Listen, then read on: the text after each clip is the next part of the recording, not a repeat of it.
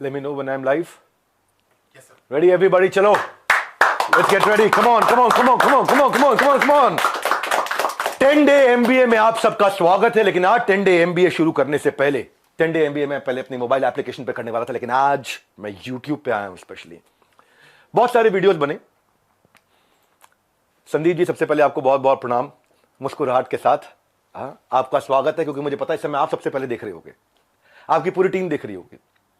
तो सबसे पहले आपको बताता हूं, पहले आपसे पूछता हूं स्कैम का मीनिंग क्या होता है. स्कैम का मीनिंग क्या होता है? डेफिनेशन जानते हैं आप? Scam, stop scam business. क्या है? फाइनेंशियल स्कैम है? किस तरीके का स्कैम है भाई? आपको समझा देता हूं. आपने मेरे फाइनेंशियल रिकॉर्ड जाके चेक किए, साथ में आपने देखा कंट्रोल चेक कौन कर रहा है. एक एक करके आपसे पूछता हूं सवाल में, और आपसे सवाल पूछता हूं. मुझे पता है अब आप जवाब देना शुरू करेंगे, और आपसे रोज सवाल करूंगा मैं. रोज सवाल जवाब करते हैं. अब आपने जो आज छेड़ा है इसको, हमारा ऑडिट कौन करता है? छज्जू लाल गुप्ता एंड सन्स नहीं करता, लल्लू लाल गुप्ता एंड सन्स नहीं करता. बिग 4 ऑडिटर है पूरी दुनिया में. पूरी दुनिया में जिस चीज का बाजार में 1 लाख रुपए लगता है, उसका 25 लाख रुपए देता हूं मैं. जिस चीज का बाजार में 1 करोड़ रुपए लगता है, उसका 25 करोड़ देता हूं. 25 गुना ज्यादा. क्यों जानते हैं? क्योंकि हम चाहते हैं कि हम इतना ट्रांसपेरेंट रहें, इतना ट्रांसपेरेंट रहे, ऐसा कोई हिसाब नहीं. सबसे पहले आपकी जानकारी के लिए, आपकी ऑडिटर कौन है आपसे थोड़े दिन में आके पूछूंगा, आपको पूरी डिटेल दूंगा. अभी तो जनता को, अभी आपसे किसी ने सवाल नहीं किए, हम सवाल करेंगे. पहला चीज, सबसे पहली चीज, आपको झूठ नहीं लिखना चाहिए था कि आपको किसी ने लीगल नोटिस भेजा या आप पे कोर्ट केस किया. 1 हफ्ते के अंदर कुछ ऐसा करने वाला हूं कि अपने आप आपको समझ में आएगा कि आपने क्या गलती किया. पहले दूसरी साइड पूछ लेते ना, दूसरी साइड बात तो कर लेते. स्कैम बोला आपने. अर्नस्ट एंड यंग हमारा ऑडिटर है. अर्नस्ट एंड यंग को आप ऑनबोर्ड करो, पहले देखते हैं आप ऑनबोर्ड भी कर पाते हो. 3 महीने का चेक करते हैं पहले वो, कि कौन सी कंपनी का वो ऑडिट करेंगे नहीं करेंगे. फाइनेंशियल कंट्रोल और स्टैट्यूटरी कंप्लायंस सारे के सारे आज अर्नस्ट एंड यंग कर रहा है हमारा. कितनी कंपनीज करती हैं, कितनी कंपनीज कराती हैं. बैलेंस शीट पे अगर कोई स्कैम हो तो वो स्पेशल नोट डाल देता है ऑडिटर. आपने तो जाकर के चेक किया था हमारी balance sheet. Auditor special note डाल देता है. सारी की सारी रिपोर्ट्स अगर क्लीन ना हो ना, आपको मालूम है कितने हर साल हमारे को जीएसटी के सर्टिफिकेट का अवार्ड मिलता है. लेस देन 1% बिजनेस को ये अवार्ड मिलते हैं देश के अंदर. आपने स्कैम बोला. कैसे बोला स्कैम आपने? 3 बच्चों से आपने बात किया, उनकी भी डिटेल अभी देता हूं. एक एक करके सब करता हूं. लेकिन जब आपको लोग रिस्पेक्ट करते हैं भाई, बहुत रिस्पेक्ट करते हैं, और मैं भी करता हूं, आज भी करता हूं. आज तो खाली सवाल पूछ रहा हूं. अगर कोई रिस्पेक्ट कर रहा है तो आप उस रिस्पेक्ट का गलत फायदा उठा करके आज हमारे पूरे इकोसिस्टम के अगेंस्ट आपने किया. कितने लोग आज हमारे साथ में जुड़े हुए थे, उनका कितनों का नुकसान किया आपने. क्यों? थोड़ा मजा आया आपको? 2-2 लाख वीडियो चल रहे थे आपके बिजनेस कोचिंग वाले, बिजनेस मास्टरी वाले, चल नहीं रहे थे, तो आपने सोचा ये स्कैम कर दूं मैं. आपको पता है हमारा ड्यू डिलिजेंस कौन करता है? KPMG. आपका कौन करता है? मैं भी थोड़े दिन में बताऊंगा.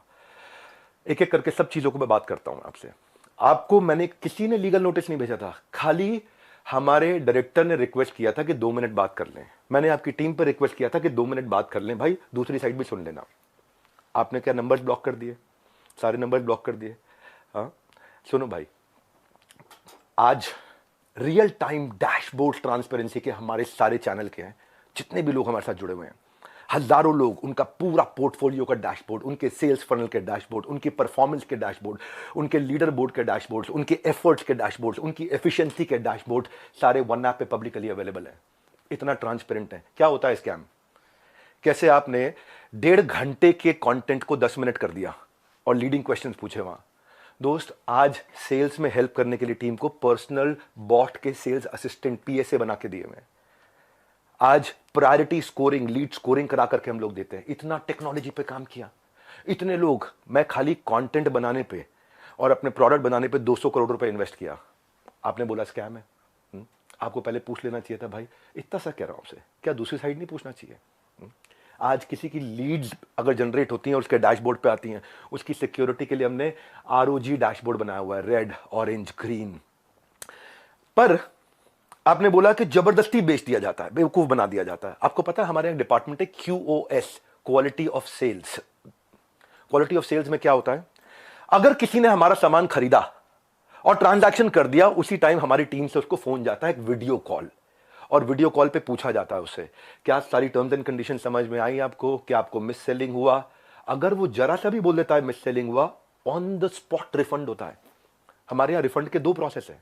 पहला प्रोसेस है कि क्वालिटी ऑफ सेल्स। हम ये चेक करते हैं कि हमारे किसी अफिलिएट ने गलत तरीके से तो नहीं मिस सेल कर दिया, गलत का कोई कमिटमेंट तो नहीं कर दिया, ओवर कमिटमेंट तो नहीं कर दिया। थोड़ा जानो भाई, दूसरी साइड भी जानो, यही तो आपको कह रहा हूं मैं। क्या दूसरी साइड नहीं जानना चाहिए? एक साइड से बोल दो और पूरा परसेप्शन चेंज कर दो बाजार में। क्यों? क्योंकि लोग आपको रिस्पेक्ट करते हैं। क्यों? क्योंकि लोग आपसे प्यार करते हैं। उस प्यार का गलत फायदा उठाओगे आप? हाँ, क्यों? क्योंकि आपके सब्सक्राइबर हो गए, आप कहते हो मैं सब कुछ फ्री में करता हूं, मैं नॉन प्रॉफिट हूं। आप नॉन प्रॉफिट नहीं हो, उसकी भी अभी थोड़ी देर में बात करता हूं मैं। बहुत सारे सवाल अब मेरे को आपसे हैं, बहुत सारे हैं। पहले एक समझते हैं क्वालिटी ऑफ सेल्स। आज कोई भी सेल्स हमारे यहाँ होती है ना, हमारी टीम उसको वीडियो कॉल करती है, वीडियो कॉल पे पूछती है, और वो वीडियो कॉल रिकॉर्ड होता है, उसको भेजा जाता है, उससे एक्सेप्टेंस लिया जाता है, और जब वो ओके करता है तब उसकी ट्रांजैक्शन कंप्लीट होती है। अगर उसने जरा सा भी बोला नहीं यार मुझे लग रहा है कि शायद मुझे मिस सेल किया गया या मुझे ओवर कमिट किया गया, on the spot quality of sales customer service की टीम उसका पैसा रिफंड करती है ऑन द स्पॉट। जब आदमी बोल देता है मुझे सारी टर्म्स एंड कंडीशन समझ में आ गई वीडियो कॉल पे, सब कुछ समझ में आ गया, हाँ मैं ये लेना चाहता हूं, मैं ये प्रोग्राम अटेंड करना चाहता हूं, मैं अपने बिजनेस को बिल्ड करना चाहता हूं, इस तरह से करना चाहता हूं, डबल चेक करते हैं। उसके बाद आगे हमारे यहाँ एक नियम है कि 100 दिन आप हमारे साथ में, एक या तो आप लर्निंग के लिए आए हो, अर्निंग के लिए आए हो, दोनों के लिए आए हो। लोग लर्निंग के लिए आते हैं, लेकिन उनको अगर ये अपॉर्चुनिटी मिलती है कि मैं अफिलिएट भी कर सकता हूं थोड़ा। मल्टी लेवल का मीनिंग क्या है आपको मालूम है? वो जब बहुत सारे लेवल हो, यहाँ एक ही लेवल है, अब वो अफिलिएट होता है, मल्टी लेवल नहीं होता। और जब अफिलिएट होता है और अफिलिएट बनके वो एक्सेप्ट करता है कि मुझे अफिलिएट की तरह काम करना है, तो भी हमने बोला कि अगर आपने 100 दिन काम किया, हमारे पास पूरा डैशबोर्ड है, और 100 दिन काम किया आपने, मेहनत करी, कितनी देर? पूरा दिन नहीं, 2-3 घंटा, 3.5 घंटा भी अगर आपने काम किया, इतना भी काम किया, पूरे डैशबोर्ड है एक एक आदमी के। जाने मन, आपका ऑफिस, आपकी टीम, आपका कैमरा, आपके लोग, मैं अकेले आऊंगा, सवाल कर लो जितने मर्जी कर लो, क्यों नहीं बुलाया? मैं तो आज तक वेट कर रहा था कि आप बुला लोगे। दूसरी साइड सुननी चाहिए। एक साइड सुन के स्कैम कैसे कह सकते हो आप? आपसे आधी उम्र के थे बच्चे वो, आप डबल उम्र के हो, इतनी तो आपके अंदर मैच्योरिटी होनी चाहिए थी भाई। आपसे कोई सवाल करे कितना बुरा लगता है ना, आपको फट से कम्युनिटी पर डाल देते हो, कितना बुरा लगता है। पर कोई तो चाहिए जो आपसे भी सवाल कर सके। रिस्पेक्ट के साथ ही कर रहा हूं, कोई लड़ाई थोड़ी कर रहा हूं आपसे, बहुत प्यार से रिस्पेक्ट से कर रहा हूं कि आपका जगह, आपकी ऑफिस, आपका टीम, आपका कैमरा, मुझसे सवाल करो आप, मैं आके जवाब दूंगा। क्यों? क्यों लग रहा है आपको? क्योंकि आपको जाना था बिजनेस कोचिंग की इंडस्ट्री में, आपने बड़े बड़े अखबार की एड्स दिए। क्या सबको पता है ये बात कि आप 36 लाख रुपए लेते हैं 2 घंटे की कंसल्टिंग का? सबको पता नहीं है, अभी उसकी भी डिटेल बात करता हूं मैं। मनी बैक गारंटी में अनकंडीशनल रिफंड हो जाता है, और ऐसे कई लोग हैं जो बेचारे नहीं कमा पाए, जो नहीं कमा पाए, अनकंडीशनल रिफंड है, क्योंकि उन्होंने अपनी सारी टर्म्स एंड कंडीशन जो डे 1 पे एक्सेप्ट करी थी उनको पूरा किया था। फिर भी अगर किसी को कोई शिकायत होती है तो वो कस्टमर सर्विस से फोन करता है। कस्टमर सर्विस से फोन करता है तो हमारी कमिटमेंट है 24 घंटे के अंदर 98.2% सेटिस्फैक्शन रेट के साथ में इमीडिएटली केपीआईज मेजर करने हैं हम लोग, केपीआईज मेजर कर रहे हैं 98.2% के साथ में। आओ हमारे ऑफिस में आपको डैशबोर्ड दिखाते हैं। हमारे यहाँ रूल क्या है? Turn around time. अगर किसी ने कोई कंप्लेन किया तो विद इन 24 आवर्स की कंप्लेन रिजॉल्व होनी चाहिए। हो सकता है उसमें भी 2% जिनकी रिजॉल्व नहीं हो रही हो, तो उनके लिए क्या है, उनकी कोई नई तरह की प्रॉब्लम हो सकती हो, और अगर नई तरह की प्रॉब्लम है तो एक और डिपार्टमेंट बना रखा है, ई क्यूब। आपने स्कैम बोला, मैं आपको आंसर देता हूं और आपसे पूछता हूं आपने दूसरी साइड क्यों नहीं पूछी? क्यों? आपको लोग इतना प्यार करते हैं, उस प्यार का कैसे भी फायदा उठा लोगे आप, कैसे भी, जिसको मर्जी जो मर्जी बोल दो। ई क्यूब सुनो, एम्पैथेटिक एग्जीक्यूशन फॉर एक्सेप्शन, ये हमारा एक अलग डिपार्टमेंट है कि एम्पैथेटिक मतलब एम्पैथी दिखाओ उस आदमी के प्रति, एग्जीक्यूशन में हेल्प करो जो एक्सेप्शनल प्रॉब्लम लेके आया। अगर मेरी 730 नियम कानून की किताब है और 731वीं समस्या आ गई तो नया प्रोसेस बना करके, नई पॉलिसी बना के इसकी प्रॉब्लम भी सॉल्व किया जाए। ये कस्टमर सर्विस के अलावा डिपार्टमेंट है। सैकड़ों लोग काम करते हैं भाई हमारे साथ में। कभी जिंदगी में तनख्वाह अगले महीने की 1 तारीख, 2 तारीख, 5 तारीख नहीं होती, 31 तारीख को तनख्वाह देते हैं। अगर 30 तारीख का महीना हो 30 तारीख को तनख्वाह देते हैं। अगर 30 तारीख को संडे हो तो 29 तारीख को तनख्वाह देते हैं। अगर 29 को फोर्थ सैटरडे हो तो 28 तारीख को तनख्वाह देते हैं। अगर इस महीने में दिवाली है 23 तारीख को तो 22 तारीख को पूरे महीने की तनख्वाह देते हैं। आप स्कैम बोल रहे थे, दूसरी साइड तो पूछ लेते। जाने मन, ये तो कह रहा हूं बस आपसे, इतना ही तो सवाल उठा रहा हूं कि आपकी जगह, आपका ऑफिस, आपकी टीम, सवाल कर लेना मुझसे। आपके लोग, मैं अकेला बैठूंगा, आप सवाल करना, मैं आपको उत्तर देता हूं। भाई आपसे रिक्वेस्ट है, कभी भी ऐसा काम मत करो जिससे इतने सारे लोगों की जीविका असुरक्षित हो जाए। इतने सारे लोगों की जीविका असुरक्षित हो जाए। भाई हमारे यहां एक सर्विस इंडेक्स होता है, आपको बताता हूं। सर्विस इंडेक्स में क्या होता है, जो मेरे ब्रांच ऑफिस है 4 लेवल होते हैं, आपको आज शेयर करता हूं। स्कैम का मीनिंग क्या है मैं समझाता हूं। स्कैम का मीनिंग होता है जब सब झूठ हो, चोरी हो। यहां क्या है, यहां सर्विस के लिए इतनी बड़ी टीम लगा रखी है हमने, इतनी बड़ी टीम लगा रखी है। अरे भाई कहीं भाग गया क्या? मैं यहीं खड़ा हूं। जिस चीज की आप शिकायत कर रहे हो ना, वो मैं मई में बंद कर चुका था, क्योंकि अगर थोड़े से भी लोगों का दिल दुखा है, मई जून में सब बंद कर दिया था। वो आज प्रोडक्ट पे काम कर रहे हैं। 10 डे MBA हमने आज से 25 दिन पहले, 30 दिन पहले लॉन्च किया कि हम फ्री में पूरे देश को MBA कराएंगे। अब आपको बताता हूं सर्विस इंडेक्स। अगर किसी को कोई तकलीफ है तो पहले वो ब्रांच लेवल पे रेज कर सकता है कंप्लेंट। अगर ब्रांच लेवल पे उसकी प्रॉब्लम सॉल्व नहीं हुई तो वो हेड ऑफिस लेवल पे, लेवल 2, वहां पे रेज कर सकता है उसी सर्विस इंडेक्स में। और ब्रांच को हम पकड़ते हैं कि भाई इसकी प्रॉब्लम क्यों नहीं सॉल्व करी। और यहां भी नहीं हुई तो तीसरा लेवल होता है E-क्यूब, जो मैंने आपको बताया। और वहां भी नहीं हुई तो मेरे तक पहुंच सकता है top management level 4। Level 1 2 3 4 4 levels हैं जहां पे कोई भी आदमी बोल सकता है। आज सैकड़ों हजारों लोगों ने हमारे साथ में अपने बिजनेसेस को टर्न अराउंड किया, और सैकड़ों हजारों एफिलिएट्स ने, उनको हमने हैप्पीनेस क्वेश्चन के लिए, उनको हम gold coins, bikes, cars, Dubai trip, Goa trip, उनको हम लोग, ताकि हम लोग अर्निंग लर्निंग के साथ एक्सपीरियंस क्रिएट करें। आज इतने सारे सेलिब्रिटीज से वो मिलते हैं आकर के। जाने मन स्कैम हो तो क्या 12 विश्व रिकॉर्ड बन जाते हैं? कंटेंट था। लेकिन जब किसी ने आपसे पूछा कि सर मुझे कोर्स पसंद नहीं आया, आपको पता है उसके बारे में, मैं उसके बारे में भी शेयर करता हूं। पर उससे पहले 12 विश्व रिकॉर्ड क्यों बने? क्योंकि लोगों को कंटेंट समझ में आया। आपको पूछना चाहिए था उससे। आपने क्या लीडिंग क्वेश्चन किए? जो लोग वहां अटेंड किए थे ना, उन्होंने बताया विवेक सर आपकी वहां बहुत तारीफ भी हुई, लेकिन संदीप माहेश्वरी ने काट दिया। और अब अगर आप वीडियो अपलोड करोगे तो भी मुझे पता है आप काट के करोगे, क्योंकि वहां जो इतनी जितनी तारीफ हुई आपने उसकी बात नहीं करी, आपने केवल लीडिंग क्वेश्चन किए। और लीडिंग क्वेश्चन के साथ 10 मिनट में आपने अपना एजेंडा सेट कर दिया, क्योंकि आपका कोई वीडियो 2 लाख व्यू से ऊपर नहीं जा रहा था। बिजनेस मास्टरी का कोई वीडियो आपका 2 लाख व्यू से ऊपर नहीं जा रहा था, पर जैसे स्कैम डाला 50 लाख पे चला गया। भाई क्यों? क्यों? एक बार सवाल कर लेते, अगर आप इतने ऑनेस्ट थे तो सवाल कर लेते, क्यों पीछे पड़ गए आप? बिल्कुल इस तरीके से आप सुनो भाई, अगर किसी ने बोला तो कोर्स पसंद नहीं आया तो पूछते कि आपने कितना कोर्स अटेंड किया था। पूछा आपने? आप वहां पे बोला सेल्स सिखा रहे थे, क्यों? सेल्स सीखनी नहीं चाहिए क्या? सेल्स सिखानी चाहिए। आज सुबह 8 बजे संडे को जो मैं केस स्टडीज लाता हूं, उस पर इतना मेहनत करते हैं, फ्री में इतना कंटेंट देते हैं। जब मेरे साथ में इतने बिलियनियर प्रोफेसर्स आकर के, अरबपति बड़े बड़े, हर एक प्रोफेसर जो 5 10 20 हजार करोड़ 50 हजार करोड़ का काम कर रहा है, वो आके हमारे साथ में काम करता है, हमारे ऑफिस देखता है, इंफ्रास्ट्रक्चर देखता है, इतनी बड़ी टीम्स देखता है। स्कैम नहीं है भाई, इतनी बड़ी टीम सपोर्ट के लिए। दूसरी साइड भी पूछना चाहिए था। फिर से आपको याद दिला रहा हूं, मैं कोई आपसे झगड़ा नहीं है, मेरा कोई लड़ाई नहीं है, बस सिर्फ इतना कह रहा हूं कि आपको बहुत रिस्पेक्ट करता हूं, बस इतना कह रहा हूं कि एक बैलेंस्ड अप्रोच रखनी चाहिए थी। देखो क्या होता है, जब कोविड भी था ना, ये कोई मैं विक्टिम कार्ड नहीं प्ले कर रहा, जब कोविड भी था ना, तो मेरे एक कंटेंट में एक लड़का काम करता था, उसके फादर की डेथ हो गई। क्यों? क्योंकि सेकेंड वेव के अंदर ऑक्सीजन नहीं मिल रही थी लोगों को। जाने मन ये एम्प्लॉइज, हमारी ही लीडर्स ने जान लगा के रातों रात पूरा अस्पताल खड़ा करा दिया था। 2 करोड़ लोगों को हमने फ्री मील्स बंटवाए थे, 200 बेड का अस्पताल तैयार किया, अपनी जेब से बहुत पैसा लगाया। क्यों? ताकि न केवल हमारे एम्प्लॉइज, बाकी लोग के लिए भी हम खड़ सकें। जब हम आज अपनी टीम्स को ट्रेनिंग देते हैं ना, आज ज्वाइन करते हैं, न्यू हायर इंडक्शन ट्रेनिंग होती है, आज रोज लाइव रिटिमिस ritual of 30 minute solitude, 10,000 IBC रोज लाइव आके अटेंड करते हैं, रोज, every day except for Sunday, हर वीकडे पे। जब कोई ऑन बोर्ड होता है ना, तो उसको IBC सर्टिफिकेशन, ICP प्रोग्राम कराते हैं। आज हमारे ट्रेनर्स जो है ना, 700 किलोमीटर से 1200 किलोमीटर ट्रैवल कर करके जाकर के हमारे टीम्स को, अफिलिएट्स को सपोर्ट करते हैं। और फिर भी अगर हमें लगता है कि कोई टीम मेंबर आज इनएक्टिव हो गया, तो उसके लिए हम एक नया कैंपेन चलाते हैं, घर वापसी, ताकि हम उसकी मदद कर सकें, उसके लिए खड़े। उसमें इतना बता रहा हूं कि जब स्कैम होता है ना, तो आदमी दिखता नहीं है, कहीं दिखाई नहीं पड़ता। यहां तो हम मजबूती से खड़े हुए हैं, अभी थोड़े दिनों में फिर दिखाई पड़ेंगे। आप और डालो कम्युनिटी में पोस्ट, खूब डालो, है ना, खूब डालो। को मजा आ रहा है सब करने में। मैं इतने दिन से वेट कर रहा था, आपको इतना ही रिक्वेस्ट लिखा था, आपने पहले झूठ बोल दिया, आपको लीगल नोटिस भेजा। किसी ने लीगल नोटिस नहीं भेजा आपको, दिखा दो अगर है तो लीगल नोटिस। अभी 1 हफ्ते में मैं क्या करूंगा वो अभी नहीं बताऊंगा, वो अभी आप सोचना।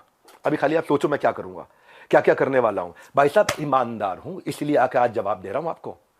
मेरा जो एंटरप्रेन्योर सर्टिफिकेशन प्रोग्राम है ना, 30 दिन का होता है, लाइव बहुत बड़ा स्टूडियो है जहां पे लाइव क्वेश्चन आंसर होते हैं 30 दिन तक। एंटरप्रेन्योरशिप जो अफिलिएट ज्वाइन करते हैं, 30 दिन की ट्रेनिंग उनके लिए, कैसे एंटरप्रेन्योर माइंडसेट बिल्ड करेंगे, ग्रूमिंग करेंगे, पर्सनालिटी करेंगे, अपना ब्रांड कैसे बनाएंगे, सेलिंग स्किल कैसे होगा। फिर भी क्योंकि कुछ लोग ने मिस सेलिंग किया था नीचे, बहुत छोटी मात्रा थी। भाई साहब मैंने पूरा प्रोग्राम मई में बंद कर दिया, जिसका वीडियो आपने आज बनाया अपना बिजनेस मास्टरी शुरू करते वक्त। टाइमिंग है जाने मन। ये मैं वही विवेक बिंद्रा था जिसको आपने बोला इसके साथ मिलकर मैं कोई धमाका करना चाहता था, है ना। आपको पता है हमने आज डॉक्टर विवेक बिंद्रा एक ऐसा एआई बिजनेस कोच लॉन्च किया, फ्री में लोगों के क्वेश्चन आंसर जवाब दे रहे हैं। पूरी दुनिया के यूनिवर्स का बिजनेस नॉलेज उसके अंदर हमने ऐड कर दिया, लोग क्वेश्चन आंसर कर सकते हैं फ्री में। हाँ, पैसे नहीं ले रहे उसके लिए हम लोग। ये स्कैम होता है। हाँ, इतने सारे बिजनेसेस ऐसे हैं जिनके अब मैं टेस्टिमोनियल डालना शुरू करूंगा। Just watch out, keep watching out now. हाँ, कुछ करा है तो जवाब दे रहे हैं, खाली खोखले नहीं बैठे भाई। हाँ, कंटेंट मार्केटिंग में इतना अफिलिएट्स की हेल्प करते हैं हम लोग लेवल पे। आपको मालूम है हमने एक डीलो बनाया हुआ है, डे इन लाइफ ऑफ। मेरे एक अफिलिएट की डे इन लाइफ ऑफ कैसा होता है, उसका वन ऐप पे उसका ऑफिस बना देते हैं, पूरा बड़ा संसार है। ये मेरा आखिरी वीडियो नहीं है, आप डालो कम्युनिटी पे पोस्ट और डालो। तो मैं आपसे आज सारी की सारी कम्युनिटी से एक सवाल करता हूं, क्या आप चार्ज नहीं करते? क्या आप पैसा नहीं मांगते लोगों से? आपका प्लेज क्या था? आज मैंने खोल के पढ़ा, आपका प्लेज पढ़ देता हूं मैं। आपके वीडियो में था, I will never take even a single rupee for my sessions in my entire life, not even after my death, my sessions are free for all. था आपका प्लेज? ये आपका प्लेज था। Same word to word repeat कर रहा हूं, कुछ change नहीं कर रहा। लेकिन आज मैं ईमेल्स दिखाऊंगा। रुक जाओ, ये तो लाइव है, अभी तो 10 डे एमबीए के लिए आया हूं, 10 डे एमबीए होगा। लेकिन ईमेल दिखाऊंगा जहां 2 घंटे के लिए दूसरों के दफ्तर में जाने का आप 36 लाख रुपए लेते हो, और 2 घंटे के लिए अपने दफ्तर में बुला करके अगर आप अपना सेशन देते हो प्राइवेट किसी को भी तो 9 लाख रुपए मांगते हो। कौन से ईमेल एड्रेस से करते हो? ये meet@swot.com। बता देना गलत है तो meet@swot.com, और डालो कम्युनिटी पे पोस्ट। अब एक एक का जवाब देते रहूंगा। आप ये मत सोचना, अभी तो कई चीजें हैं जो मैं आज पूरा नहीं बोलूंगा, क्योंकि आज मैं 10 डे एमबीए के लिए आया हूं, और 10 डे एमबीए जानबूझ के यूट्यूब पे किया आज मैंने। आप आज जो आपकी मैडम है मोनिका, उनको मैंने फोन किए थे, यही तो रिक्वेस्ट किया था कि 2 मिनट बात करा देना। मेरे पास मैसेजेस हैं अभी भी, यही रिक्वेस्ट किया था कि संदीप भाई से रिक्वेस्ट करिए कि 2 मिनट बात करा दे। आपने नंबर ब्लॉक करा दिया और कम्युनिटी पे पोस्ट डाल दिया। भाई लोग आप पे भरोसा करते हैं, उसका गलत इस्तेमाल नहीं करना चाहिए भाई। इतना रिक्वेस्ट कर रहा हूं, बहुत प्यार से तो बोल रहा हूं आपको मैं। आपने प्यार से सवाल उठाए, मैं भी प्यार से सवाल उठा रहा हूं आप पे। और अब आप और डालो कम्युनिटी पे पोस्ट, मैं और उठाऊंगा सवाल आपसे, क्योंकि आज सारे सवाल नहीं कर रहा। मुझे पता है, क्योंकि आपको मजा आता है। पहले भी आपने किसी के साथ किया था, कोई जेंटलमैन है, मुझे नाम याद नहीं है उसका, किसी को याद है क्या नाम था? चलो मेरे को नाम याद नहीं आ रहा, और बाकी टीम भी मना कर रही है उनका नाम मत लो, तो मैं उनका नाम नहीं ले रहा। वो तब भी आप रोज कम्युनिटी पे पोस्ट डालते थे, लड़ाई करते थे रोज। आपको इसमें शायद मजा आता है, स्वाद आता है। आप डिप्रेशन से गुजर रहे थे, उसके लिए मैं प्रार्थना करता हूं भगवान से आपको कभी तकलीफ ना हो, आपके किसी दुश्मन को भी तकलीफ ना हो। आप आगे बढ़ो, खूब आगे बढ़ो, खूब मदद करो। पर जाने मन ये कह रहा था, जिस गांठ को, जिस धागे की गांठ को खोला जा सकता था उस पर कैंची चलाने की जरूरत नहीं थी। जिस धागे की गांठ को खोल सकते थे उस पर क्यों कैंची चलानी थी? ये आपके meet@swot.com, इसके अब मैं स्क्रीनशॉट्स दूंगा कि आप कैसे पैसा मांगते हो। आपका प्लेज था 1 रुपया नहीं लूंगा अपने सेशंस के लिए, लेकिन आप पैसा मांगते हो। इतना ही नहीं, हिंदुस्तान टाइम्स में आपने बिजनेस लीडर्स और ग्रोथ के लिए 75 लाख रुपए की आपने एड्स, रुपया कितना दिया मुझे नहीं पता, लेकिन बाजार में उसकी कॉस्ट 75 लाख रुपए होती है। फुल पेज एड्स डाली कि मैं 1-on-1 बिजनेस कोचिंग करता हूं और उसके लिए पैसा लेता हूं। फ्रंट पेज एड, फ्रंट के साथ में बैक टू बैक 2-2 पेज की एड। संदीप भाई पूछ तो सकते थे सामने वाले से, उन बच्चों से कि आपने कोर्स कितना अटेंड किया, क्या अटेंड किया। लेकिन आपने बोल दिया भाई एक बात बताओ, हमारे तो आपने प्राइस बता दिया कि हम ये प्राइस लेते हैं 50,000 रुपए का कोर्स, पर आप भी तो भाई 50 रुपए की, 200 रुपए की फोटो का 20,000 रुपए, 50,000 रुपए, 1 लाख रुपए लेते हो। तो मैं भी तो बोल दूंगा भाई वो फोटो तो मैं ऐसे खींच सकता हूं। हमें पता है भाई, हम रिस्पेक्ट करते हैं, मेहनत लगती है आपकी फोटो खींचने में। आप एक स्टूडियो तैयार करते हो, आप आर्टिस्ट बुलाते हो, उसकी फोटो खींचते हो, हम रिस्पेक्ट करते हैं, हम उसकी रिस्पेक्ट करते हैं। कहने को तो कोई कह सकता है 200 रुपए की फोटो, 1,000 रुपए की फोटो, 2,000 रुपए की फोटो, क्यों 40-50 हजार रुपए लेते हो एक एक फोटो का, क्यों 20-20 हजार रुपए लेते हो एक एक फोटो का। लेकिन भाई वो हमारा काम नहीं था। दूसरी साइड भी समझनी चाहिए, आपकी दूसरी साइड जैसे मैं समझ रहा हूं कि आप मेहनत करते हो बनाने में, काम को करने में। आप कॉन्वर्जेशन को उस दिन एक डायरेक्शन पे लेके गए, बस यही रिक्वेस्ट है, वो नहीं करना चाहिए था। जब मैं आया था आपके चैनल पे तो आपने मुझसे कहा था एक स्टेज पर आकर धमाका करेंगे, मैं इतना, आप बिजनेस के मामले में, एंटरप्रेन्योरशिप पे आपको बहुत अच्छी नॉलेज है। आज वो आपने वीडियो डिलीट कर दिया, क्योंकि आपको फील हो रहा होगा ना भाई। मैं ये कह रहा था कि इसकी टाइमिंग क्यों है ऐसी। हो सकता है मैं गलत हूं, हो सकता है मैं बिल्कुल गलत हूं, लेकिन टाइमिंग ऐसी है कि आपने बिजनेस मास्टरी का जो अपना प्रोग्राम लेकर के आया, उसके एवरेज व्यू 2 लाख व्यूज पर वीडियो था। फिर आपने कोई रियल मोटिवेशन एक्सपोज किया, उस पर 12 लाख लोगों ने देख लिया। हाँ, फिर आगे 7 आपने बिजनेस मास्टरी के एपिसोड डाले, तब भी फिर 2-3 लाख लोगों ने देखा। लोग देख नहीं रहे थे, क्योंकि लोग आपसे बिजनेस सीखने नहीं आते ना। तब आपने अखबारों में ऐड डाली, मैं प्राइवेट सेशन करूंगा, मैं 36 लाख रुपए लूंगा, मैं 9 लाख रुपए मेरे यहां आ जाओ, 36 लाख रुपए मैं आपके यहां जाकर के लूंगा। आपको देखा बात नहीं बनी, तब आपने बिग स्कैम एक्सपोर्ट डाल दिया। 10 मिनट का वीडियो, नॉर्मली आपके वीडियो 25 मिनट 30 मिनट के होते हैं, उस दिन आपने केवल 10 मिनट का डाला, जबकि वहां कॉन्वर्सेशन 1.5 घंटे की हुई थी। अब उस पर अचानक 5 मिलियन व्यूज आ गए, वो 2 लाख। क्योंकि भाई जब आप इस तरह की बात करते हो, सनसनीखेज बात करते हो, तो मैं एक बात बताता हूं आपको, लॉजिक पे क्यों नहीं करते बात। संदीप भाई आप देख रहे हो, मुझे मालूम है, अच्छे से देख रहे हो, आपकी टीम भी देख रही है, जनता भी देख रही है। भाई लॉजिक क्या होता है, आप वहां जज बने, आपने जज बन के वर्डिक्ट दे दिया। भाई मैंने तो आपसे इतना कहा था कि मेरी दूसरी साइड भी सुन लेना, है ना। आपने इतना लंबे लंबे कम्युनिटी रिपोर्ट डाल दिया, प्यारे विवेक और न जाने क्या क्या लिख दिया। भाई जब आप जज बनते हो तो जज बनो जज। आप रिस्पेक्टेबल आदमी हो, लेकिन जब जज बनते हो तो किसी की एप्लीकेशन पे जजमेंट नहीं होता है। सामने वाले को नोटिस देना होता है, उसको बुलाना होता है, दोनों पक्षों को सुनना होता है। हाँ, एविडेंस लिए जाते हैं, एग्जामिनेशन, उसके बाद क्रॉस एग्जामिनेशन, उसके बाद क्या होता है, क्रॉस क्वेश्चनिंग होती है, उसके बाद क्या होता है, फाइनल आर्ग्यूमेंट्स होते हैं, आर्ग्यूमेंट, फाइनल आर्ग्यूमेंट। उसके बाद जज अपनी जजमेंट को रिजर्व करता है, इंटेलिजेंस लगा के अपनी जजमेंट देता है। आपने 10 मिनट में जजमेंट दे दिया, स्टॉप स्कैम बिजनेस, और मेरे बारे में लिखना शुरू कर दिया, गंजे को कंगी 10 रुपए 100 रुपए, क्या क्या लिख दिया आपने। मैं भी तो बोल सकता हूं ना आपके बारे में, यही कह रहा था भाई। आप इतना ही रिक्वेस्ट किया था कि मुझे बुला लो, आपका ऑफिस, आपकी जगह, आपके लोग, फिर क्यों नहीं बुलाया। आज तक वेट ही कर रहा था मैं, बैकग्राउंड को जानने की आपने कोशिश नहीं करी उनके बारे में। सेकंड पार्ट आपने सुना, एक बार पूछ तो लेते, एक बारी बात तो करते। मैं आपसे ये कह रहा था कि जिस कॉस्ट पे आज मैं कोर्सेज दे रहा हूं ना, उस पर बहुत इन्वेस्ट किया है, बहुत बड़ा सर्विस सपोर्ट बनाया है। आज आपको पता है, एक एनिमेशन में एक आदमी, एक मैन पावर 8 घंटे की दिनचर्या में 8 सेकंड का एनिमेशन कर पाता खाली। इतना हम इन्वेस्ट करते हैं ताकि लोगों का एंगेजमेंट रेट बना रहे, एवरेज व्यू ड्यूरेशन बना रहे।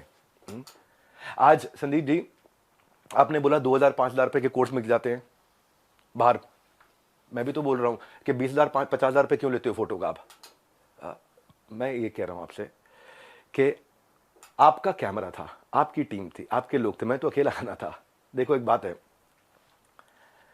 अगर आप कम्युनिटी पोस्ट डालो, मैं अब आपके आरओसी जिसकी आपने बात करी ना, बैलेंस शीट की, आपकी जो बैलेंस शीट है ना संदीप जी, वो कंप्लीट नहीं है, अनसाइंड है। एज पर कंपनीज एक्ट आपने अनसाइंड बैलेंस शीट सबमिट करी हुई है। मेरे को अगर आपको ये सब फैलाना है ना, मैं बताऊंगा आपको स्कैम क्या है, मैं आपको बताऊंगा आराम से एक एक करके। अभी तो आज 10 डे MBA के लिए आया था, और ठोक करके सीना बोलता हूं, मैं यहां खड़ा हूं, स्कैम करके भाग नहीं रहा। हजारों वीडियोस बन गए, कोई घबराहट नहीं है हमारे को, सबके सामने जवाब दे सकते हैं। बस मैं ये वेट कर रहा था, शायद आप फोन करके बोल देते, आओ विवेक भाई खुले में चर्चा करते हैं, आराम से सबके सामने चर्चा करते हैं, ओपन में चर्चा करते हैं। क्या हुआ, कम्युनिटी डालनी है प्राइवेटली आपको खाली। आपको पता है मनी बैक गारंटी मिल रही, टॉक टाइम, कंटेंट मार्केटिंग, हम क्या क्या क्या क्या क्या क्या सपोर्ट देते हैं, उसके एफिशिएंसी स्कोर, इफेक्टिवनेस के स्कोर।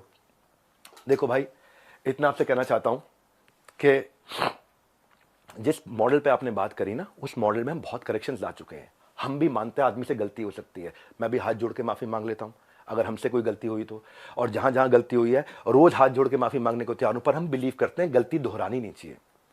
गलती करने में दिक्कत नहीं है, मुझसे भी हो सकती है, मैं कोई भगवान थोड़ी हूं, लेकिन गलती दोहरानी नहीं चाहिए। हमने उसी के लिए 10 डे MBA आज से 1 महीना पहले लॉन्च किया था, अनाउंस किया था, जो कि आज से शुरू कर रहा हूं। आज जानबूझ के YouTube पे आके किया, मेरी ऐप पे नहीं किया। आज जो मेरे सिस्टम पे इस समय अटैक हुआ, साइबर अटैक, ये साइबर अटैक बहुत बड़ा अटैक हुआ, हमारी वेबसाइट को हिलाया जा रहा है, ठीक है, हम उसकी भी कंप्लेंट्स कर चुके हैं। और बाई चांस जाने मन अगर उसके पीछे कहीं आप मिले, आप निकले, तो आप कम्युनिटी पे पोस्ट डालते रहना। अभी तो हमें पता नहीं है, इसलिए हम बोल नहीं रहे, हमारी आदत नहीं है ऐसी कि हम वर्डिक्ट दे दे। मैंने बताया ना, जज बनने में जज की जिम्मेदारी होती है, जज की एक जिम्मेदारी होती है। वो जज आपको भी इतना ही तो रिक्वेस्ट कर रहे हैं, जिम्मेदारी लेनी चाहिए थी आपको। बहरहाल आगे की बात है, 18 दिसंबर मैंने बोला था शाम 7:30 बजे पहली क्लास होगी। आज जिसने रजिस्टर किया और जिसने रजिस्टर नहीं किया, उनके लिए आज और कल तो मैं ओपन क्लास कर रहा हूं यहाँ पे, सबके लिए 10 डे MBA। कल की जरूर अटेंड करना, क्योंकि कल तो बहुत सारी केस स्टडीज देने वाला हूं 10 डे MBA में। मैं तीसरी और चौथी क्लास 25 और 26 तारीख को दूंगा, और उसके बाद सबकी डेट्स अनाउंस करते जाऊंगा, वो मेरी प्राइवेट ऐप पे होंगी। लेकिन आज सबके सामने आकर के बताना मेरे लिए जरूरी था। ये इसमें मैं आपको जवाब देने वाले सेक्शन रोक के रखूंगा और आगे 10 डे एमबीए में जो अमेजिंग कंटेंट आने वाला है वो सारा बाद में मैं प्राइवेट कर दूंगा। मैनुअल साथ में हमने दिया है और मैनुअल के लिए हमने साथ में लिंक दिया है, आपको नीचे लिंक दिया है। मैनुअल पेज वाइज पेज, बहुत अमेजिंग मैनुअल। संदीप भाई आप भी डाउनलोड करना, आप भी 10 डे एमबीए जरूर अटेंड करना, बहुत फायदा होगा, बहुत वैल्यू क्रिएट किया है। और इसके बाद भी अगर अभी भी कुछ लोग हैं जिनको लगता है उन्होंने 100 दिन हमारे साथ काम किया लेकिन उनको ग्रोथ नहीं हुआ, सक्सेस नहीं मिला, या लर्निंग के लिए ज्वाइन किया, कोर्सेज को देखा, अटेंड किया और बोला, असेसमेंट दिया और बोला पसंद नहीं आया, उनके लिए मैं ceo@badabusiness.com और care@badabusiness.com ईमेल एड्रेस दे रहा हूं। इन दोनों में से कोई भी एक चीज हुई कि आपने कोर्सेज अटेंड किए, असेसमेंट्स दिए लेकिन आपको पसंद नहीं आया, फायदा नहीं हुआ, या आप अफिलिएट बनने आए थे और आपने जो टर्म्स एंड कंडीशंस एक्सेप्ट करी हुई हैं, जो खुद एक्सेप्ट करी हुई हैं, उनको आपने फॉलो किया। भाई अगर कोई बच्चा स्कूल में ही नहीं आ रहा है, क्लास में ही नहीं आ रहा और बोले मेरी नौकरी लगवा दो 1 करोड़ के पैकेज की, तो भाई देखो ऐसी तो कोई मेरे पास ऐसा फॉर्मूला है नहीं, वो तो साफ बात है, ऐसा कोई फॉर्मूला नहीं है। थोड़ी मेहनत आप करोगे, पूरी जान हम लोग लगाएंगे, पूरी जान हम लोग लगाएंगे, डट के जान लगाएंगे भाई। तुक्के से नहीं पहुंचे यहां पे, तुक्के से नहीं पहुंचे। तो ये आज ये 12 विश्व रिकॉर्ड, 110 ऑफिस, सैकड़ों एम्प्लॉइज, ऑर्गेनाइजेशन मजबूत है। वापस खड़ा हूं 10 डे एमबीए के साथ में। और 10 डे एमबीए जिन्होंने रजिस्टर किया है, अच्छा 1 मिनट और लेता हूं भाई, वो जिनको आपने वहां खड़ा किया था उनका नाम याद है किसी को? Sonu, thank you. जिनको आपने खड़ा किया था सोनू, वो सोनू के आपको वीडियो यहां पे प्ले कर सकते हो क्या? पॉसिबल है? सोनू जिस दिन पहले हमारे एंटरप्रेन्योर लॉन्च पैड में ईएलपी इवेंट में आए थे, प्ले हो गया क्या? हे गाइस, नमस्कार, सत श्री अकाल, आदाब। मैं Sonu Kumar, business consultant doctor Virendra sir की टीम से, and now I become the बड़ा बिजनेस फ्रेंचाइजी। और मैं आज इसलिए बिलियनियर्स ब्लूप्रिंट प्रोग्राम ज्वाइन कर रहा था क्योंकि ना जो मैं पढ़ाई कर रहा था ना, तो मेरे को उसमें इंटरेस्ट नहीं आ रहा था, उसमें ना मेरे को प्रैक्टिकल नहीं दिख रहा था। जो मैं पढ़ाई कर रहा था, मैं सीए कर रहा हूँ, मेरे को जो मैं पढ़ाई कर रहा था उसमें मेरे को लिटरली इंटरेस्ट नहीं आ रहा था कि मतलब जो मैं पढ़ाई कर रहा हूँ उसमें प्रैक्टिकल चीज़ दिख नहीं रही थी। तो मैंने ना बिलियनर्स ब्लूप्रिंट प्रोग्राम की लॉन्चिंग जब देखी तो उसमें मैंने देखा कि जो लोग सिखा रहे हैं वो बिलियनर्स लोग हैं, मतलब प्रोफेसर जो बिलियनर्स प्रोफेसर हैं। और तो मैंने जब वो वीडियो देखी तो मेरे को क्लियर हो गया, हाँ मेरे को यही तो सीखना था मेरे को। मैंने वो जब देखा, हाँ यही मेरे को यही सीखना था, मेरे को क्लियर हो गया वो देखने के बाद। फिर बात आई यहाँ पैसे की दिक्कत, ये दिक्कत वो दिक्कत। आप देखो नॉर्मल फैमिली, जैसे मैं बताऊँ पर्सनली, तो मेरा हम जो है एक लोअर मिडिल क्लास फैमिली। जैसे आप देख सकते हो मेरा ये वर्क स्टेशन है, जैसे मैं गीता पढ़ता हूँ, ये सब चीज़ें, और ये मेरी मतलब ये कमरा जहाँ पर मैंने बैठ के पढ़ाई करी है, और ये एक चेयर है जिस पर मैंने बैठ के अपना पढ़ाई वगैरह करा है। ये सब ये दुकान वगैरह इसमें बैठ के मैंने पढ़ाई करी है, आप देख सकते हैं। ये दुकान वगैरह ये, और ये गीता वगैरह इसमें पढ़ता हूँ, ये पढ़ लेता हूँ मैं कभी जब टाइम मिलता है। और ये सब चीज़ें हैं। तो मतलब मेरी ऐसी मतलब जर्नी ऐसी रही, 30 दिन की जर्नी, मतलब जहाँ पर बैठने ने ट्रेनिंग ली है। तो और विद इन 4 डेज मतलब 3 दिन की ट्रेनिंग होने के बाद ही 4 डेज़ के अंदर मेरी फर्स्ट सेल भी हो गई। जो लोग कहते हैं कि मतलब कैसे, मतलब पैसा कि आएगा नहीं आएगा, ये आएगा वो नहीं आएगा, उसकी बता रहा हूँ मैं। Within 4 days first sale हो गई मेरी, देख सकते हो आप। और मैं अब टीम से क्वालिफाइड हूँ। टीम से मतलब द मिलियनेयर्स क्लब, जहाँ जिसमें देश के धुरंधर आएंगे 3 तारीख को। आ गया, स्विच हो गया। ये लाइव में करना थोड़ा मुश्किल होता है। क्या मैं दिखाई पड़ रहा हूँ सबको? लाइव में करना मुश्किल होता है, स्विच करके वीडियो दिखाया। संदीप जी ये वही आदमी है जो आपके यहाँ आया था, पर आपने क्या किया, दूसरी साइड नहीं पूछी। अभी आप कम्युनिटी पे पोस्ट डालो, मैं वापस आऊंगा। रेगुलर डालो, क्योंकि अब मेरी जिम्मेदारी बनती है। आप नहीं बुला रहे, आपको शायद कोई घबराहट थी मुझे अपने साथ बुला के वहां बिठाने में और वहां डायरेक्ट सवाल करने में। एक एक सवाल का जवाब दूंगा। फिलहाल के लिए 10 डे एमबीए शुरू करने जा रहा हूं। मैं जानता हूं बहुत देर हो गई, लगभग आधा घंटा होने वाला है।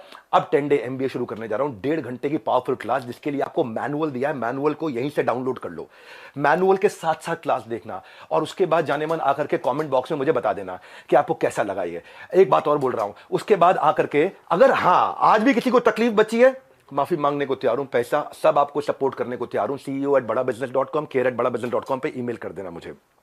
और अगर आज की 10 डे एमबीए क्लास आपको पसंद आई तो सोचो 10 दिन में कितना सीखने को मिलेगा।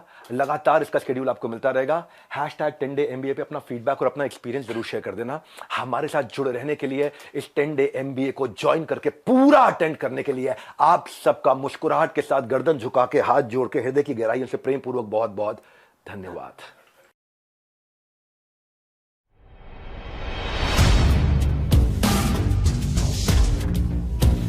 पहला दिन 10 डे एमबीए, 10 दिन के अंदर एमबीए कंप्लीट करने जा रहे हैं। और आज पहला अध्याय हमारा सोलोप्रेन्योर टू एंटरप्रेन्योर। वैसे जब भी आप सुनते हैं कि कुछ फ्री है तो पहली चीज दिमाग में आती है काम का नहीं होगा, कोई हिडन कॉस्ट होगा, कहीं बेवकूफ बनाने वाली बात तो नहीं है। लेकिन आज मुफ्त के नाम पे आपको ट्रैश नहीं, बहुत बड़ा ट्रेजर देने वाला हूं। नमस्कार, विवेक बिंद्रा बोल रहा हूं, फाउंडर एंड सीईओ बड़ा बिजनेस.com। ऐसे मैं मोटिवेशनल स्पीकर हूं, लोगों को प्रेरित करता हूं, लेकिन आज खुद प्रेरित हो रहा हूं। आप लोगों की प्रेजेंस, एनर्जी, हजारों हजारों लोग इकट्ठे हो गए हैं, तो आपके ट्रस्ट को इंटरेस्ट के साथ लौटाऊंगा इस 1.5 घंटे में, क्योंकि आज वो करने आया हूं जो ना किसी ने सोचा है, ना यहां तक कोई पहुंचा है। 10 डे MBA, और 10 डे MBA में 10 रुपए भी नहीं ले रहा मैं आपसे। इतनी लर्निंग दूंगा जो टॉप 10 मैनेजमेंट इंस्टीट्यूट भी कंबाइंड नहीं दे पाएंगे। मैं क्या करने वाला हूं इन 10 दिनों में, फटाफट समझ लीजिए। आज का दिन होगा how to start a startup, solopreneur की अकेले आदमी की जर्नी कैसे होती है। कल होगा मार्केट रिसर्च और प्रोडक्ट डेवलपमेंट, जब आप शुरू करने जा रहे हैं, धंधा बाजार में उतर रहे हैं, तो दूसरे दिन सीखेंगे पहले दिन अपने आप को तैयार कैसे करेंगे, मुझे क्या क्या करना है। तो पहले दिन मैं आगे पूरी जर्नी समझाऊंगा, आपकी 1000 दिन की जर्नी कैसी होगी। पर कल आपको मार्केट रिसर्च कैसे करोगे, एग्जैक्ट कस्टमर कौन है आपका, उसको कैसे समझोगे, प्रोडक्ट उसके लिए कैसे बनाओगे। तीसरे दिन अब इसको किस स्ट्रैटेजी के साथ लेके जाऊंगा, यह डे 3 आपका। डे 4 आएगा उसके बाद। अब स्ट्रैटेजी के साथ जब बाजार में उतर रहे हो तो उसको मार्केट कैसे करोगे, उसकी पोजिशनिंग क्या होगी, उसकी मार्केटिंग क्या होगी, उसकी प्राइसिंग क्या होगी। फिर आएगा डे 5। डे 5 में जब आप बाजार में उतरने वाले हो, सेल्स करने वाले हो, उससे पहले अपनी पर्सनालिटी और कम्युनिकेशन स्किल को कैसे ठीक करेंगे। पर्सनालिटी और कम्युनिकेशन को ठीक किया, यानी कि अब आप सेल्स के लिए तैयार हो गए, तो छठे दिन पूरा आपको सेल्स सिखाएंगे, सेल्स की सारी स्ट्रैटेजी देंगे। अब आप सेल्स करने उतर गए, पैसा आने लग गया, धंधा बढ़ने लग गया, तो आएगा 7वां दिन। उसमें क्या होगा, जब बिजनेस बढ़ रहा है, पैसा आ रहा है, सेल्स हो रही है, तो आपको और मैन पावर चाहिए, तो HR सिखाएंगे कि मैन पावर कैसे हायर करें, एंगेज करें, रिटेन करें, कैसे टैलेंट को एंगेज करें। 8वें दिन अब आपके पास मैन पावर भी आ गई है, माल भी बिक रहा है, धंधा भी बढ़ रहा है, तो अब इस ऑर्गेनाइजेशन की प्रोडक्टिविटी को कैसे मल्टीप्लाई करूं, क्योंकि माल बिकने लग गया है, टीम आ गई है, ऑर्गेनाइजेशन बढ़ रही है, तो प्रोडक्टिविटी कैसे मल्टीप्लाई करूं, ये 8वां दिन। और ये 8वां दिन जब आप प्रोडक्टिविटी सीख जाओ कैसे मल्टीप्लाई करें, तो अब आता है 9वां दिन के अब आपको एक्सपैंड करना है, नए शहर में जाना है, आपको एक्सपैंड करके डिस्ट्रीब्यूशन नेटवर्क, रिटेल चेन, आपको CNF, आपको फ्रेंचाइजी, आपको ऑपरेशंस, आपको एक्सपेंशन, बिजनेस ऑपरेशंस, वो सारी चीज 9वें दिन सिखाऊंगा। और 10वें दिन ये सब सीमलेस कैसे रहे, वो है एग्जीक्यूशन। तो 10वें दिन होंगे एग्जीक्यूशन फ्रेमवर्क के। 10 दिन के अंदर पूरी तरह से आपको बिजनेस के लिए रेडी कर दूंगा। 10 डे MBA, ये 10 दिन फ्री है, पर इसके आगे फी की हर डिग्री है।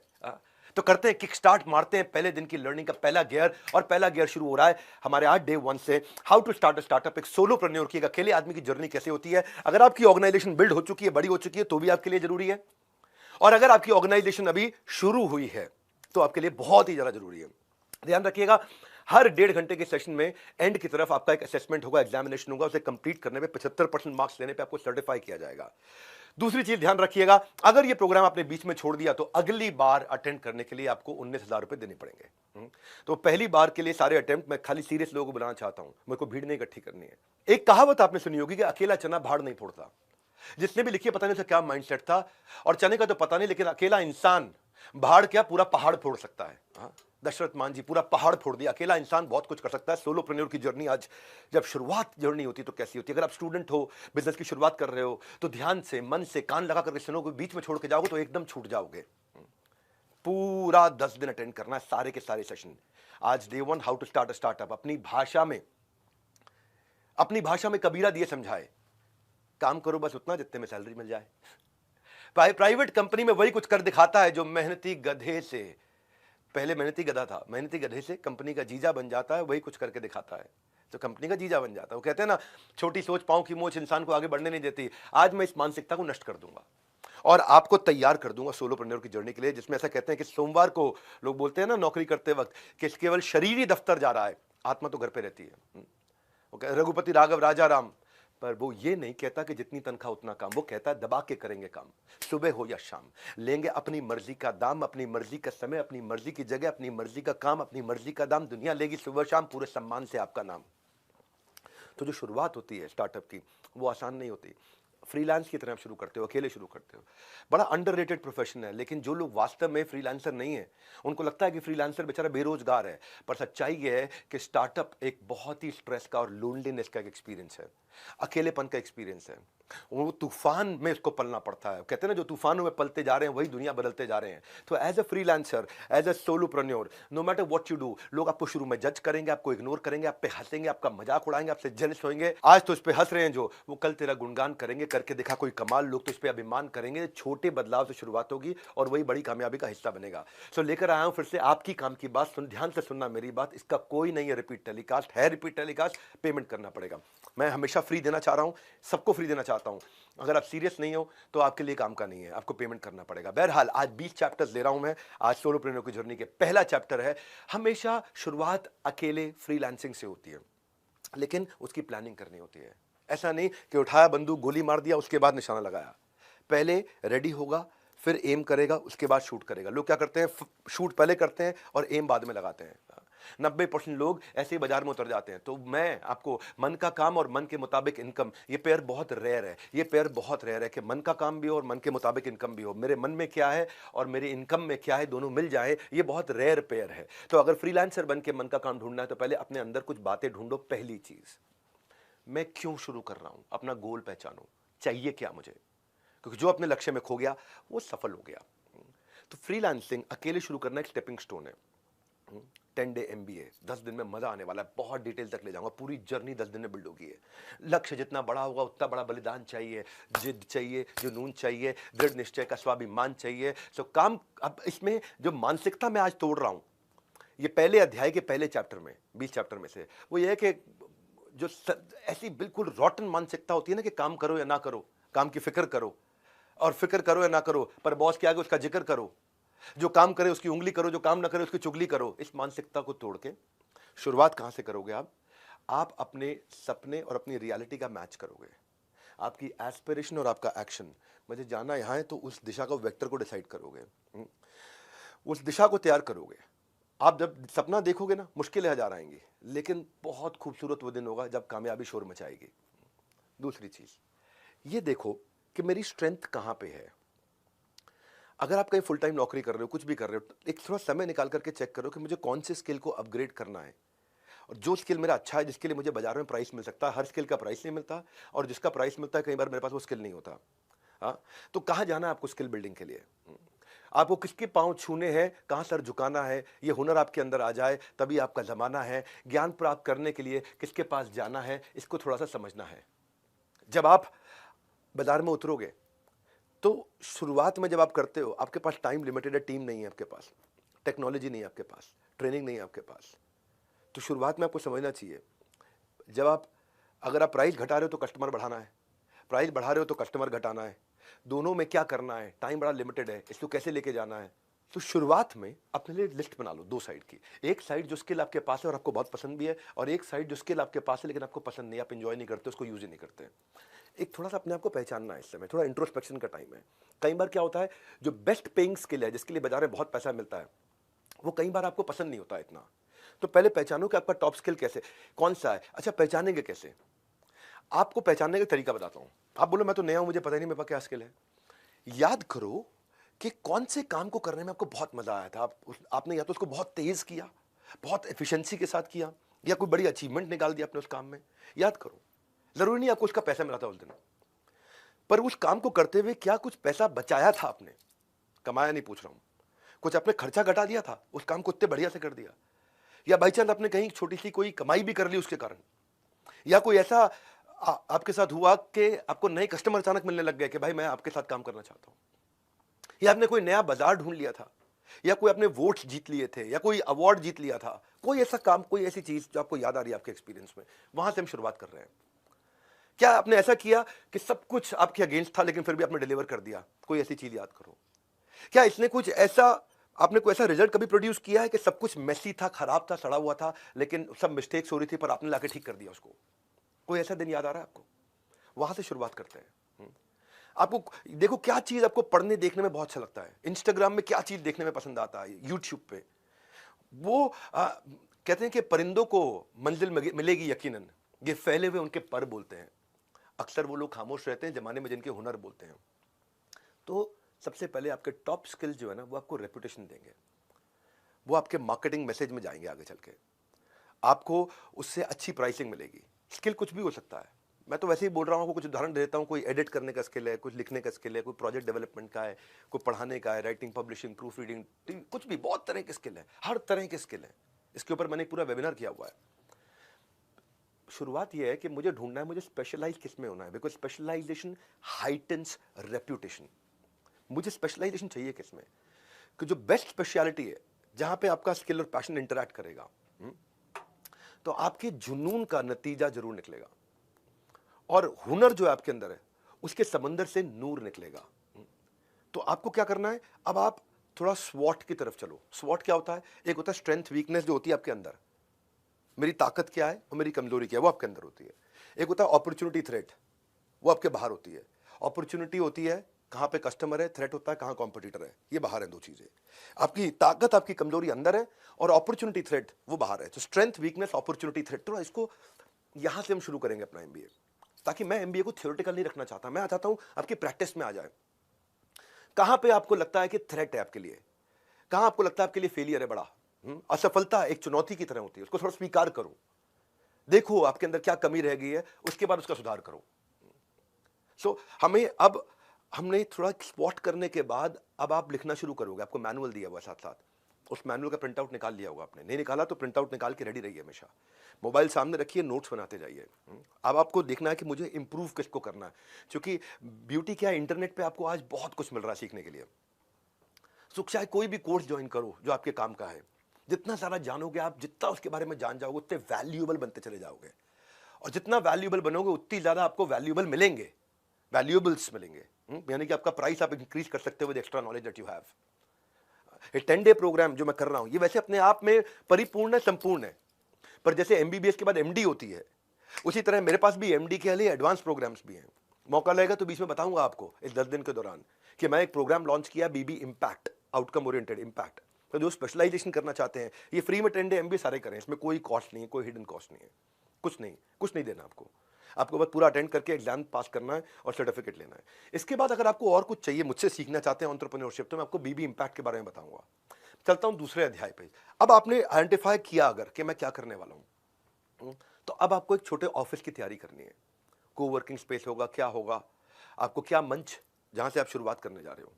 अपने घर के अंदर एक कमरा ले सकते हो, वहां शुरू कर सकते हो, बाहर जा सकते हो जहां पे आप ऑफिस का एनवायरनमेंट मिल जाए आपको। अपने हौसलों के बल पर हम अपनी प्रतिभा दिखा देंगे, भले कोई मंच ना दे हमको, हम अपना मंच खुद ही बना लेंगे। तो जब आप स्पेस लेने जा रहे हो तो चेक करो आपका बजट आप अफोर्ड कर सकते हो। अकाउंटेंट, फाइनेंशियल एडवाइजर से अपनी बजटिंग कर लो साल भर की, के लिए अच्छे सीए के साथ बैठ करके, अच्छे क्या सिंपल से सीए के साथ में बैठ के साल भर की बजटिंग कर लो। मिनिमम डिपॉजिट अभी कितना चला जाएगा फ्रंट, क्योंकि कोई भी जगह रेंट पे लेते हो तो मिनिमम डिपॉजिट जाता है। और अगर आपको वो लीज कंटिन्यू नहीं करनी, अगर एग्जिट करना है तो कितना पहले उसको एडवांस में नोटिस देना पड़ेगा, ताकि आपका पैसा कम से कम कटे। जितनी चीज़ें हो सके कोवर्किंग स्पेस से शुरू कर लो, कहीं से शुरू कर लो। शुरुआत में ज़्यादा खर्चा मत करो। जो चीज़ें हो सकती हैं शुरू में मैन पावर हायर मत करो, आउटसोर्स करो बिगिनिंग में। इंटेलिजेंट वेंडर से मिलो, जितने ज़्यादा वेंडर से मिलोगे उतना सिखा देंगे वेंडर आपको, उससे अगले वेंडर से नेगोशिएट करना आसान हो जाएगा। एक रूल बताता हूँ जिंदगी में, वेंडर आएगा अपने आप सिखा के जाएगा। जो चीज़ आपको नहीं आती उस चीज़ के लिए 10 वेंडर बुला लो, 7 वेंडर बुला लो, 5 वेंडर बुला लो। वेंडर आएगा अपने आप हर चीज़ सिखा के जाएगा। वेंडर आपको इतना इंटेलिजेंट बना देगा कि अगले वेंडर के साथ आप पिछले वेंडर की स्ट्रेंथ और वीकनेस ढूंढ के अगले के साथ नेगोशिएट कर लोगे। आप अगर टेक सेवी नहीं हो, आपको लगता है मुझे टेक्नोलॉजी नहीं आती, कोई बात नहीं, वेंडर आएगा सिखा के जाएगा। और वही उन्हीं में से कोई एक ट्रबल शूटिंग वेंडर रख लो अपने साथ, जो आपकी सारी टेक्नोलॉजी का काम भी कर देगा। मैं अभी आपको टीजर दे रहा हूं और पूरा ट्रेलर, पूरी पिक्चर भी बाकी है, तो भूल कर हर बात बने रहना मेरे साथ। बीच बीच में उठने की आदत है ना आपकी, व्हाट्सएप खोलने की, बाकी चीजें देखने की, बंद कर दो उसको। ढूंढने जाओ तो मार्केट में 1000 डुप्लीकेट चीजें पड़ी हैं। एडिडास का एबीबाज, बिस्लरी का बिलसेरी मिलता है, प्यूमा का पोमा मिलता है, सब सस्ती चीजें हैं। ये स्टूडेंट्स को अट्रैक्ट करती हैं, क्यों? क्योंकि सस्ता पड़ता है ना, जेब में पैसे नहीं होते हैं। पर मैं सस्ते में नहीं, बिल्कुल मुफ्त में दे रहा हूं, और नकली फर्स्ट कॉपी नहीं, बिल्कुल 100% ओरिजिनल कंटेंट दे रहा हूं। ना क्रैश कोर्स, ना शॉर्टकट। ये एमबीए का सक्सेस का हाईवे है। कम समझ के या कमजोर समझ के, इसको ऐसा मत समझ लेना कि भाई कम दिन है तो कमजोर होगा। छोटी बुलेट होती है ना, वो बुलेट छोटी इंसान का शरीर फाड़ देती है। मैं उसी छोटी सी बुलेट में 10 दिन के अंदर इतनी स्पीड से आऊँ, इतनी स्पीड से पढ़ाऊंगा, लाइफ टाइम की लर्निंग छोड़ के जाऊंगा आपके लिए। अब मैं चलता हूं, आपको ऑफिस सेटअप की कुछ बेसिक बात करी। प्रायोरिटी मैनेजमेंट, तीसरा चैप्टर मेरा, 20 चैप्टर ले रहा हूं। प्रायोरिटी का मतलब है सब कुछ नहीं करना है, वही करना है जो आपके गोल स्टेटमेंट को कंट्रीब्यूट करता हो। हर रोज अपनी 1 या 2 बड़ी प्रायोरिटी डिफाइन करके चलनी है कि आज के दिन मैं ये अचीव करके छोड़ूंगा। हाँ, क्योंकि थॉट प्रोसेस अपना बदलो, लेजीनेस हटाओ अपनी। लेजीनेस कहां होती है? ज्यादा काम करने से मैं नहीं बोल रहा कि आप एफिशिएंट हो गए। प्रायोरिटी क्या है जो सबसे बड़ा इंपैक्ट लाएगी? नहीं तो क्या है, जो एम्प्लॉइज की क्या मेंटालिटी रहती है, कई बार काम करो, बने रहो पगला, काम करेगा अगला। बने रहो कूल, सैलरी मिलेगी फुल। ये सब मानसिकता को तोड़ेंगे। अपनी 1 या 2 प्रायोरिटी रोज की बनानी है। सिमिलर तरीके के नेचर के काम को इकट्ठा कर लो और रोज शाम को छोटा सा रिव्यू करो अपना कि आज मैंने क्या अचीव किया, अपने गोल के कितना नजदीक गया हूं मैं। बीच बीच में मैं क्या करता हूं, जब मैं लैपटॉप पे काम कर रहा होता हूं ना, अपनी प्रेजेंटेशन फाइनल करता हूं, तो मैं चार्जर हटा देता हूं लैपटॉप का कि इसकी बैटरी खत्म होने से पहले काम खत्म कर लूं। उससे क्या रहता है कि मेरी स्पीड बनी रहती है, अरे बैटरी खत्म होने वाली, जल्दी करो जल्दी करो। वाईफाई बंद कर देता हूं। क्यों वाईफाई बंद करता हूं? कोई नोटिफिकेशन ना आए, डिस्टर्ब ना करें। तो अपनी डेडलाइंस तो कमिट हो जाओ, प्रायोरिटी डिसाइड कर लो, टाइम ट्रैकर रखो अपने पास कि करंट में मैं कितना टाइम यूज कर रहा हूं और आइडियली मुझे कितने टाइम में खत्म करना चाहिए। आजकल इस काम को कितनी देर में करता हूं, करना कितनी देर में चाहिए, अपना टाइम ट्रैकर रखो अपने पास। पहले दिन ही बता रहा हूं आपको सोलोप्रेन्योर से कैसे खुद को बिल्ड करें। अगले 9 दिन में 9 टॉपिक दूंगा आपको आगे चल के। मैं आपको मार्केट रिसर्च, प्रोडक्ट डेवलपमेंट सब बताया मैंने आपको, पूरा का पूरा 9 दिन में पूरी जर्नी बिल्ड करूंगा। तो अब आपने एक अपने स्किल सेट को पहचाना, प्रायोरिटीज को पकड़ना शुरू किया, ऑफिस की तैयारी करनी शुरू करी। अभी कस्टमर को पहचानना है आपको, कस्टमर को सेगमेंट करना है। इसके ऊपर कल का पूरा 1.5 घंटा इसी पे है, मार्केट सेगमेंटेशन पे, कि मार्केट रिसर्च के ऊपर, प्रोडक्ट डेवलपमेंट के ऊपर। पर थोड़ा भी आप समझो कि स्टार्टअप की सक्सेस जो शुरुआत होती है ना, वो आपकी आंखों से नहीं, कस्टमर की आंखों से कैसा दिखता है उस तरह शुरुआत होती है। आपको कैसा दिखता है उस पर निर्भर नहीं करता, कस्टमर को कैसा दिखता है उस पर निर्भर करता है। उसके पर्सपेक्टिव से देखना पड़ता है। वो एंड यूजर जो है वो कैसे अप्लाई करेगा आपके प्रोडक्ट को, वो इस्तेमाल कैसे करेगा, उसको कहाँ कहाँ फायदा होगा, कहाँ कहाँ फंस सकता है। वो आपकी मार्केट की कैरेक्टरिस्टिक्स पहचानने हैं आपको। ये है मार्केट रिसर्च। आपको कौन पार्टनर्स मिल सकते हैं इसमें, इसका मार्केट साइज कितना बड़ा है, यहाँ पे कितना कस्टमर है, इसका कंपटीशन इस समय क्या बिहेव कर रहा है। तो अपनी मार्केट रिसर्च में अपने आपको नैरो डाउन करते जाओ, नैरो डाउन करते जाओ। सबको सेटिस्फाई नहीं करना शुरू में। स्टार्टअप ना लोगों को हायर करने से शुरू नहीं होता या प्रोडक्ट बनाने से, डेवलपर से शुरू नहीं होता। स्टार्टअप होता है कि कस्टमर की एक अनमेट नीड को पकड़ लें, जिस नीड को अभी तक किसी ने पूरा नहीं किया। बस उतना ही करना है। सबको बेचना और सस्ता बेचना, ये दोनों गलत मानसिकता है। सब मेरे कस्टमर है, गलत मानसिकता है। सस्ता बेचना है, गलत मानसिकता है। सेलिंग टू एवरीवन और सेलिंग चीप, ये दोनों चीजें हटा करके आपको प्रीमियम कैसे प्राप्त होगा। इन 10 दिनों में आप इस एमबीए में सीखोगे, 10 डे एमबीए में। हर आदमी आपका कस्टमर नहीं होता है। कंसिस्टेंसी कॉस्ट है, इसमें बने रहना। इस प्रोग्राम में जो रोज आएगा वो रोजगार के लिए कभी धक्के नहीं खाएगा। तो आपको किताबी कीड़ा नहीं, बिजनेस का शेयर बना दूंगा आपको मैं। तो ये कैसे करोगे, मार्केट में उतरोगे कैसे, एक इसकी क्या शुरुआत होगी कि मैं कैसे मार्केट रिसर्च करूंगा। पहले अपनी फोकस्ड पायलट मार्केट डिफाइन कर दो। बस लिख लेना वर्ड को, फोकस्ड पायलट मार्केट। हाँ, अगर आप अकेले शुरुआत कर रहे हैं, बिजनेस का आइडिया भले ही बड़ा हो और शुरुआत छोटी रहनी चाहिए, हमेशा बहुत छोटे से शुरू करना चाहिए। मैं ऐसा क्यों बोल रहा हूं, को समझाता हूं। स्ट्रैटेजी होनी चाहिए कि मैं छोटी मार्केट को पूरा जीत लूं, डोमिनेट कर लूं बड़ी मार्केट में घुसने से पहले। क्योंकि वहां पे छोटी मार्केट में जो गलती करोगे, गलतियां भी छोटी रहेंगी। जब पूरे देश में पहुंच जाओगे तो गलतियां पूरे देश में फैल जाती हैं आपकी। तो अपनी मार्केट को नैरो डाउन करते जाओ और इनिशियल प्रॉफिट्स बना लो, क्योंकि आप जितनी बड़ी मार्केट में उतरोगे उतने ज्यादा खर्चे करके आ जाओगे।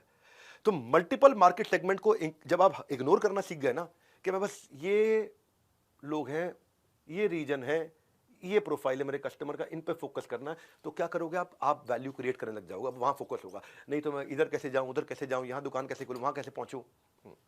छोटे एरिया को डोमिनेट करो, छोटी मिस्टेक्स करो शुरू में। जितने रिसोर्सेज उनका पूरा इस्तेमाल कर लोगे। शुरू में बड़ा ऑफिस नहीं खोलना, पहले बिजनेस खड़ा बाद में बड़ा। एक्सपीरियंस क्रिएट करो कस्टमर का, कि word of mouth local market में आपके बारे में फैल जाए। मत घबराओ size of the focus pilot market से। छोटा ही है, जितना छोटा है उतना बढ़िया, स्मॉलर द बेटर। तो ये शुरुआत है आपकी। फोकस पायलट मार्केट ढूंढूंगा मेरी क्या है, कैसे मिलेगा ये फोकस पायलट मार्केट। मैं आपको 6 सवाल दे रहा हूं। फोकस पायलट मार्केट क्या होता है समझो। पहला सवाल, क्या जिस कस्टमर के पास जा रहा हूं मैं, वो कस्टमर वेल फंडेड है, उसके पास पैसा है मुझे देने के लिए, या ऐसा बंदा है जिसके लिए मुझे मेहनत बहुत करनी है लेकिन उसके पास बजट ही नहीं है। जो आपने अपना कस्टमर प्रोफाइल बनाया ना। दूसरा, क्या मैं या मेरा सेल्स के जो भी छोटी टीम है वो वहां तक पहुंच सकती है आसानी से। तीसरा, फोकस पायलट मार्केट कैसे डिफाइन कर रहे हो। हाँ, नोट्स दिए आपको, मैनुअल दिया है, मैनुअल में भी नोट्स है आपके पास में। तीसरा, क्या वो कस्टमर के पास एक कंपेलिंग रीजन है खरीदने का, कोई बड़ा कारण है कि उसको ये प्रोडक्ट चाहिए ही चाहिए आपसे, तो वो आपकी फोकस पायलट मार्केट है। चौथा, क्या आपको कोई पार्टनर की जरूरत पड़ने वाली है वहां तक बेचने के लिए। पार्टनर मतलब चाहे डिस्ट्रीब्यूटर हो, सीएनएफ हो, रिटेलर हो, फ्रेंचाइजी हो, या किसी प्रकार का कोई भी इंडिपेंडेंट कंसल्टेंट हो, कोई एफिलिएट हो, कोई सोशल मीडिया चैनल्स हो, कोई और इन्फ्लुएंसर हो। क्या किसी की कोई इसमें मदद कर सकता है आपको वहां पहुंचने में। पांचवा, इसमें क्या कोई एंट्री बैरियर है या कंपटीशन जब मर्जी घुस जाएगा इसमें। छठा, क्या ये सेगमेंट को अगर मैंने जीत लिया तो मैं इसको एक्सपैंड कर पाऊंगा? अगर ये 6 आंसर हैं यस, कि आपको हाँ इसके आंसर मिल रहे हैं पॉजिटिव डायरेक्शन में, तो अब आपकी फोकस पायलट मार्केट बनने लग गई है। जैसे मैं बताता हूँ, जेफ बेजोस की अमेजॉन की फोकस पायलट मार्केट पहले बहुत छोटी थी। एग्जाम्पल से सीखो आप। वो क्या फोकस पायलट मार्केट थी? खाली बुक्स, किताबें किताबें किताबें किताबें। 90s में चालू किया, किताबें बेचनी थी बस, खाली ऑनलाइन किताबें बेचते थे वो। तो अमेजॉन ने फोकस पायलट मार्केट को जीतने के बाद में एडजेसेंट कैटेगरी में एंटर किए थे। वो उसका फाउंडेशन बन गया था। उसके बाद दूसरी प्रोडक्ट कैटेगरी आई, इलेक्ट्रॉनिक आया, फैशन आया, ग्रोसरी आया, सब कुछ आया, मल्टी बिलियन डॉलर कंपनी हो गई अमेजॉन। लेकिन शुरू फोकस पायलट मार्केट से किया। टिंडर एक डेटिंग ऐप होती है, टिंडर ये 2012 में लॉन्च हुई। पर फोकस पायलट मार्केट क्या थी कि खाली वेस्ट कोस्ट के कॉलेज स्टूडेंट्स के साथ शुरू करेंगे और उनके साथ टेस्ट करके अपने प्रोडक्ट को इंप्रूव कर लेंगे। कॉलेज की पॉपुलेशन में टिंडर ने कॉलेज के ही बच्चों को हायर किया, कॉलेज कैंपस रिप्रेजेंटेटिव्स की तरह, और उनसे ऐप्स डाउनलोड कराई अपने पीयर्स में और बताया कि कॉलेज पार्टी ऑर्गेनाइज करेंगे, लेकिन अगर टिंडर ऐप है तो आप आ सकते हो, नहीं तो नहीं आ सकते। धीरे धीरे धीरे धीरे धीरे धीरे फोकस पायलट मार्केट के बाद में वो एक्सपैंड किया। हर ऑर्गेनाइजेशन करती है। एक जॉब सर्च की बड़ा प्रोमिनेंट पोर्टल है कॉल्ड लिंक्डइन, सब जानते हैं लिंक्डइन। लिंक्डइन ने शुरू में किस पे फोकस किया? जिसको नौकरी चाहिए? नहीं, जिसको नौकरी देनी है, यानी कि रिक्रूटर पे फोकस किया, यानी कि एचआर हेड पे फोकस किया। जितने ज्यादा रिक्रूटर आ गए, बाकी सब के सब जॉब ढूंढने वाले अपने आप पहुंच गए। तो उन्होंने एक फोकस पायलट मार्केट डिसाइड करी। बाद में पॉजिटिव वर्ड स्प्रेड हो जाता है। सो अभी मैं आपको पहली खुराक दे रहा हूं, लर्निंग की पूरी संजीवनी बूटी अभी दूंगा। थ्योरी में जो प्रैक्टिकल का तड़का लगाऊंगा, बहुत स्किल्स होंगे, ग्रेट, आपकी प्रोफाइल का बढ़ जाएगा वेट। 10 दिन रिजल्ट कंप्लीटली इन। तो ये जुड़े रहना मेरे साथ। परसोना पे चलते हैं, कहानी आगे बढ़ाते हैं कि कस्टमर का परसोना कैसे बनेगा। फोकस पायलट मार्केट का परसोना एक मिनी बायोग्राफी होती है रियल यूजर की। उसकी गोल, स्ट्रेंथ, पेन, मोटिवेशन क्या है मेरे कस्टमर के, वो कैसा सोचता है, उसका एक डिस्क्रिप्शन लिखो उस कस्टमर का, साइकोलॉजी लिखो उसकी, बाद में टेक्नोलॉजी बनाओगे। पहले साइकोलॉजी आएगी फिर टेक्नोलॉजी आएगी, याद रखा करो मेरी बातों को, पहले साइकोलॉजी बाद में टेक्नोलॉजी। टेक्नोलॉजी अब ऐप बनाने लगते हो, टेक्नोलॉजी बनाना शुरू करते हो, मोबाइल एप्लीकेशन बनाने, वेबसाइट, जो भी टेक्नोलॉजी था, पहले साइकोलॉजी पकड़ो कस्टमर की कि क्या उससे आपको आपका मार्केटिंग मैसेज समझ में आएगा, आपको समझ में आएगा इन्फ्लुएंसर बायर कंज्यूमर कौन है। ये नॉलेज का खजाना दे रहा हूँ, नॉलेज का खजाना। जानने का कोई एक्सक्यूज मत बनाना। 10 डे MBA, दाम नहीं है लेकिन दम बहुत है। इंटरनेट पर ढूंढने से आपको MBA का कभी ऐसा नहीं मिलेगा ज्ञान। इसीलिए पूरा प्रोग्राम अटेंड कीजिए, क्योंकि बाद में देने पड़ जाएंगे दाम। आप दूसरी बार नहीं आ सकते, दूसरी बार फ्री में नहीं आ सकते, मतलब आ तो सकते हो, फ्री में नहीं आ सकते, इसलिए पूरा अटेंड करना है। 5वां अध्याय आज का 20 में से, डिसीजन मेकिंग यूनिट। अब जो कस्टमर का आपने पर्सोना डिसाइड किया, उसमें डिसीजन लेता कौन है? वो खुद लेता है या उसके बिहाफ पे कोई और लेता है? अच्छा, अगर आप कहते हो नहीं नहीं वो डिसीजन खुद ही लेता है, तो उसके सेकेंडरी इन्फ्लुएंसर कौन है? तो वो किससे इन्फ्लुएंस होकर डिसीजन लेता है? क्या कोई मीडिया पब्लिकेशन पढ़ रहा है वो? क्या वो कोई बाहर के कॉन्ट्रैक्टर से मिलता है जो उसको, जैसे मान लो बिल्डिंग मटेरियल वाले हैं, ये कॉन्ट्रैक्टर्स के थ्रू माल बेचना चाहते हैं, सीमेंट वाले कॉन्ट्रैक्टर्स के थ्रू माल बेचना चाहते हैं, कंस्ट्रक्शन वाले कॉन्ट्रैक्टर्स के थ्रू माल बेचना चाहते हैं, या उससे कोई फ्रेंड्स एंड फैमिली है जो उसको इन्फ्लुएंस करते हैं, कोई इंडस्ट्री के ग्रुप्स हैं जो उसको इन्फ्लुएंस करते हैं, कोई वेबसाइट वो जाता है जो उसको इन्फ्लुएंस करती है, कोई ब्लॉग्स हैं, क्योंकि जिनके शब्दों में भाव होता है उनका बड़ा प्रभाव होता है। तो किसके पास वीटो पावर है, परचेजिंग डिपार्टमेंट किसके पास है, और सेकेंडरी इन्फ्लुएंसर कौन है? अपने आप से ना ये 3 सवाल पूछो कि मेरे कस्टमर के अलावा डिसीजन लेने में कौन लगा हुआ है साथ में। वो आपको आगे चल के बहुत मदद करेगा इस 10 दिन में। दूसरा सवाल, सबसे ज्यादा इन्फ्लुएंस इसके ऊपर किसका है? और तीसरा, कौन इस ट्रांजैक्शन को रोक सकता है? इसके बीच में कोई शकुनी तो नहीं है कहीं, मेरे और इसके बीच में, मेरे और मेरे कस्टमर के बीच में? हाँ, इनको अभी पहचान लेते हैं। बड़ा बहुत इनसाइट जनरेटिंग कंटेंट दे रहा हूँ, बड़ा प्रैक्टिकल कंटेंट दे रहा हूँ। MBA जो कि एप्लीकेशन में आएगा। मैं चलता हूँ मेरे 6ठे अध्याय पे, प्रोडक्ट डेवलपमेंट। अब आप प्रोडक्ट की तैयारी कर रहे हो, तो प्रोडक्ट कैसे बनाओगे? एक मिनिमम वायबल बिजनेस प्रोडक्ट बना दो। इसको बोलते हैं MVBP, minimum viable business product. शुरुआत छोटे से आराम से करो। अब उसके रूल क्या होने चाहिए? प्रोडक्ट बना रहे हो, आपको प्रोडक्ट है, सर्विस है, कुछ भी है, बाल काट रहे हो, वो भी प्रोडक्ट बोल रहा हूँ उसको मैं भी, कुछ भी है, प्रोडक्ट या सर्विस एक ही बात है। अगर मैं प्रोडक्ट बोल रहा हूँ मतलब आप सर्विस करना चाहते हो तो सर्विस भी मानी जाएगी उसमें। हाँ, कोई भी सर्विस बेचने जा रहे हो अपनी, कंसल्टिंग बेचने जा रहे हो अपनी, कुछ भी बेचने जा रहे हो, सोलोप्रेन्योर शुरुआत कर रहे हो, तो देखो इसमें 3 चीज़ों का ध्यान रखो। पहली चीज़, कस्टमर को इससे वैल्यू क्या मिलेगी, क्या कस्टमर इसके लिए पे करने को तैयार होगा, और क्या मैं इतनी ट्रांजैक्शंस कर लूंगा कि मुझे फीडबैक का लूप मिलना शुरू हो जाएगा। उसको बोलते हैं मिनिमम वायबल बिजनेस प्रोडक्ट। इसके बारे में मैं डे 2 पे, यानी कि कल शाम को बहुत डिटेल में बताऊंगा। ये बहुत डिटेल में जाएगा अभी। सारी चीज़ें काम की, सबका अपना मोल, सच्चा फ़ायदा जो बताए वो सबसे ज़्यादा अनमोल। हाँ, तो भैया ऐसा है, लर्निंग का डोज आपको लेना होगा हर रोज़। ये बताता हूँ कि अब मेरा जो नेक्स्ट चैप्टर आएगा वो बताएगा कि ब्रांड कैसे बनेंगे। नोट्स बनाते रहो। People will forget what you said, people will forget what you did, but they don't forget how do you make them feel. तो पहला स्टेप है कि कस्टमर को, ब्रांड बनाते वक्त कस्टमर को फील कैसे किया जाए, वो अरे वाह कैसे बोले, कनेक्ट कैसे हो। तो अभी आप अकेले हो, अपना पोर्टफोलियो कैसे बनाओगे। जब मैं छोटा था, बचपन में बहुत छोटा था मैं, तो शक्तिमान प्रोग्राम आया करता था। वो घर में होता था, गंगाधर गल्ला दुकान शक्तिमान, घर पर गंगाधर। तो ये जो घर पर गंगाधर गल्ला दुकान शक्तिमान, क्या मतलब हुआ, उसकी अपनी एक, उसका अपना एक प्रोफाइल है। अगर आप शुरू कर रहे हो ना, एक फुल पेज इमेज के साथ अपना पोर्टल, अपनी वेबसाइट बनाओ। बिल्डिंग पर्सनल ब्रांड बहुत इंपॉर्टेंट है, आसान नहीं है। आपके पास पोर्टफोलियो जो अपना बनाओगे, उसमें आप आपके स्किल्स, आपके टेस्टिमोनियल, आपके एक्कोलेड, आज तक क्या हुआ है, आपके कोई अवार्ड अचीवमेंट है, कोई केस स्टडी है, वो सबको वेब पे डालो। सबको सोशल मीडिया से कनेक्ट कर दो, वेबसाइट को सब जगह से। अनाउंसमेंट करनी शुरू कर दो that you are open for business. Email करो अपने दोस्तों को, उनको पर्सनल अपडेट देना शुरू करो that now your what are you up to, क्या करने वाले हो। आजकल पिछले कुछ समय में, पिछले कुछ सालों में फेसबुक ग्रुप्स बहुत पॉपुलर हो गए हैं। उनकी पॉपुलैरिटी हो गई इंटरेस्ट के हिसाब से, कैटेगरी वाइज ग्रुप्स बन गए हैं। तो सोशल मीडिया पे लोगों को आपको इंप्रेस नहीं करना, देखो मुझको नहीं, इम्पैक्ट करना है। अपने आप को जब इंट्रोड्यूस करोगे, ऐसे इंट्रोड्यूस मत करो मैं कुछ बेचने आया हूं, आप बताओ मैं कैसे आपकी मदद कर सकता हूं। शुरुआत आपको ऐसे ही करनी है। लोग अगर कुछ सवाल पूछे तो उनको आंसर करो, बी हेल्पफुल, बिल्ड रिलेशनशिप। खाली ये नहीं कि आप डोंट पोस्ट लिंक के हायर मी। लोगों को दिखाओ कि आप एक्सपर्ट हो इस एरिया में। इसमें अपना पोर्टफोलियो बनाओ, अपने एग्जाम्पल दो अपने पोर्टफोलियो के अंदर कि आप क्या क्या करते हो, कैसे कैसे आप समस्याएं सॉल्व करते हो, अपनी सर्विसेज आप अपने कॉन्टैक्ट फॉर्म के साथ, ताकि लोग आपको साथ टच बेस कर सकें, मिल सकें, जुड़ सकें। तो जब अपनी वेबसाइट बनाओगे तो अपनी बड़ी लार्जर देन लाइफ एक इमेज डालो, बड़ी फोटोग्राफ डालो, बड़े साइज की फोटोग्राफ, लगना चाहिए कोई बड़ा ब्रांड है ये। खुद को आप ब्रांड नहीं फील करोगे तो कोई और आपके बारे में कभी फील नहीं करेगा।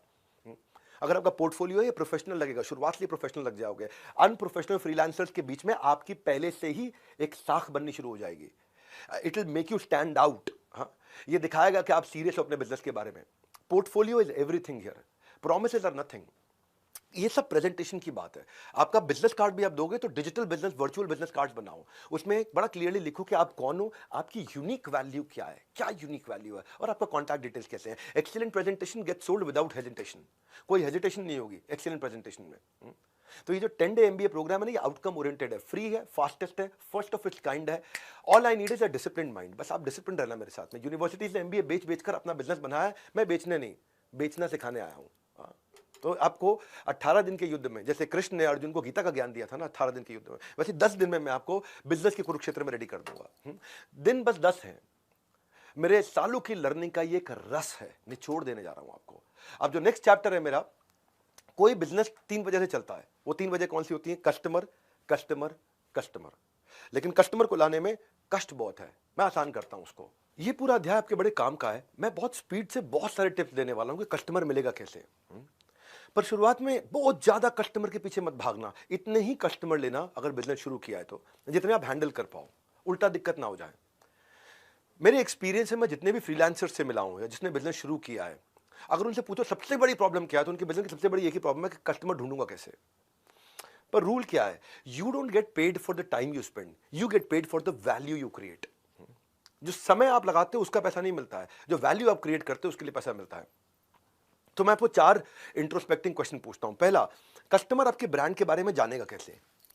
जहां पे जानेगा वहां पहुंचना पड़ेगा आपको। दूसरा, कस्टमर आपके प्रोडक्ट को कैसे एनालाइज करेगा खरीदने से पहले? क्या उसके पास कोई तरीका है एक्सपीरियंस करने का खरीदने से पहले? ये जो सवाल है काम आएंगे, मैनुअल में लिखे मैं आपके पास में। इन सवालों के जवाब लिखना, ब्रेनस्टॉर्म करना।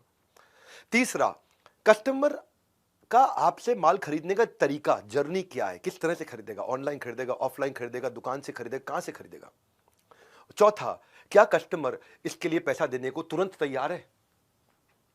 सो customer doesn't care how much you know, he knows how much you care. He doesn't care how much you know, he knows how much you care.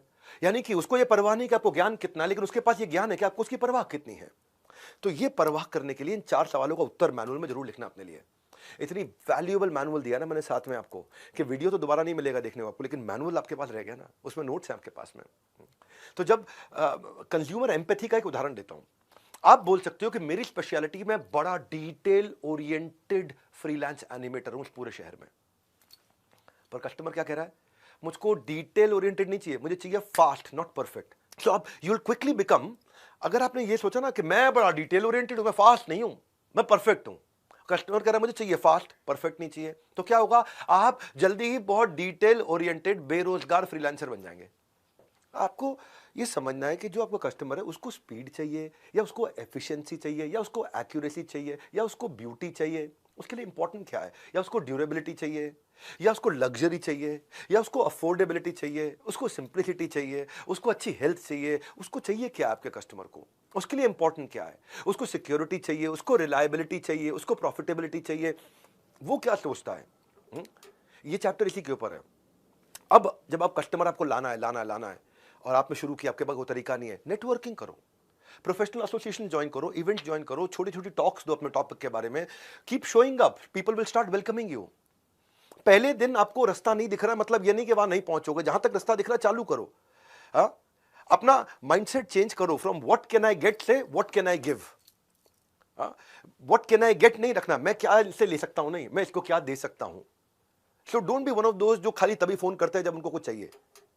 वो वाले नेटवर्कर भी होते हैं जो नेटवर्किंग करते हैं इसीलिए। तो अपने जो भी एग्जिस्टिंग नेटवर्क है अभी आपका, आसपास खास में घुस जाओ।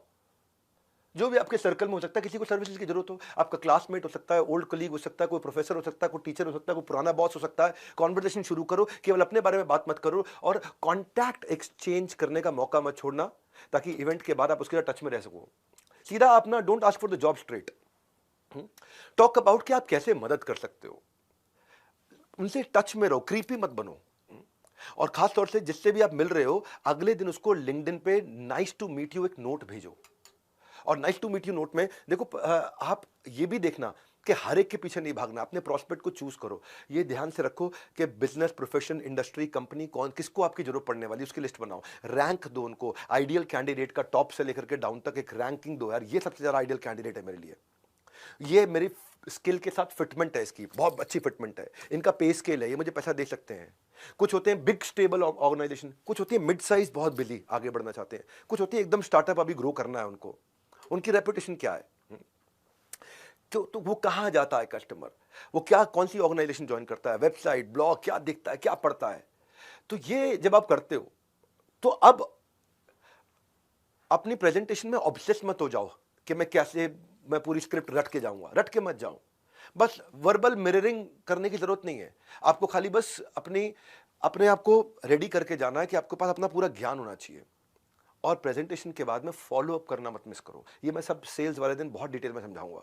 रितेश अग्रवाल जो है ना ओयो के, पहली फंडिंग के लिए उन्होंने एक इन्वेस्टर का 32 बार फॉलो अप किया था, इसको बोलते हैं फॉलो अप का भूत। क्या तरीका क्या था, would you mind if I checked with you periodically, बस ऐसे ही पूछा था उन्होंने। क्या आप बुरा तो नहीं मानोगे अगर मैं आपसे रेगुलरली पीरियोडिकली आपसे फॉलो अप कर लूं। उसने कहा नहीं कोई बात नहीं, कर लेना मैसेज। क्योंकि अगर आप ऐसी बाल्टी में पानी भर रहे हो जिसमें छेद है, तो जितना मर्जी पानी भर लो सारा पानी निकल जाएगा। तो जब फॉलो अप के 3 स्टेप होते हैं।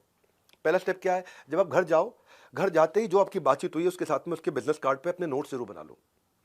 दूसरा, जो भी कॉन्टैक्ट लिस्ट है उसमें नोट्स ऐड कर लो। और तीसरा, आप उसको एक ईमेल करो या मैसेज करो कि आपने उससे क्या सीखा, आपका पॉजिटिव एक्सपीरियंस क्या रहा।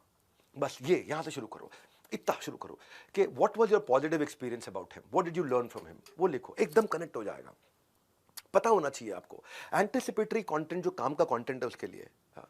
और अगर आप देख रहे हो बिल्कुल जवाब नहीं दे रहा, कभी जवाब नहीं दे रहा, तो then you can stop also, certainly stop. अगर वो बोल देता है कि मेरे से बात मत करो, मुझे कॉल मत करो, तो एकदम रुक जाओ। अब इस सबका आपको ट्रैक रखना है, शुरुआत है ना बिजनेस की, तो फ्री टूल्स मिल जाएंगे इसको ट्रैक रखने के लिए।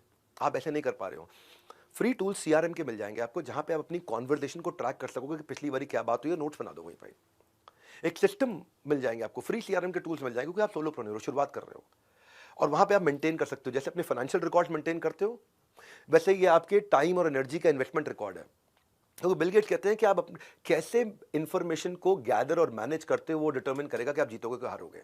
सो इस केस के लिए अब ये करते वक्त सीआरएम में और लोगों को पास जाने में कंसिस्टेंसी रखनी है।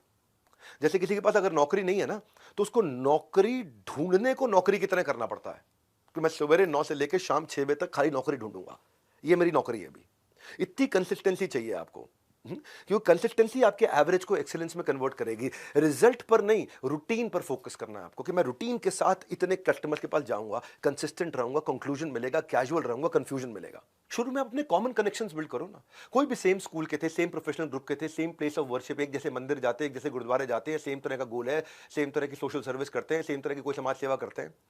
और जब आप उनसे मिलोगे, उनको जो जो आपके पास किसी भी प्रकार की अथॉरिटी है उसको जरूर प्रोजेक्ट कर देना। अथॉरिटी समझ तो जैसे जैसे हॉस्पिटल जाओ या कहीं डॉक्टर के क्लिनिक जाओ तो वहां पे अपनी डिग्री जरूर डिस्प्ले करता है, वो उसकी अथॉरिटी है। तो डिग्री डिस्प्ले कर रहा है, प्रमोट कर रहा है उनकी अथॉरिटी को। हाँ, तो आपका रिज्यूमे, वेबसाइट, आपका बायो, पोर्टफोलियो, आपके क्लाइंट लिस्ट, आपके कोई भी प्रोफेशनल टाइटल है, आपकी कोई मेंबरशिप्स है, सर्टिफिकेशंस हैं, कोई स्पेशल ट्रेनिंग है, कोई अवार्ड्स हैं, वो आपकी अथॉरिटी को डिफाइन करते हैं। सो आप अपने ट्रस्टेड इनर सर्कल को बिल्ड करके वहां पे, जिसमें जैसे आप कोई फेलो फ्रीलांसर है, कोई और बडी है, कोई रिलेटिव मेंटर है आपका, वहां से शुरुआत करो। नहीं मिलती जॉब पोर्टल्स पे जाओ, वहां आपको रिक्वायरमेंट्स मिल जाएंगी।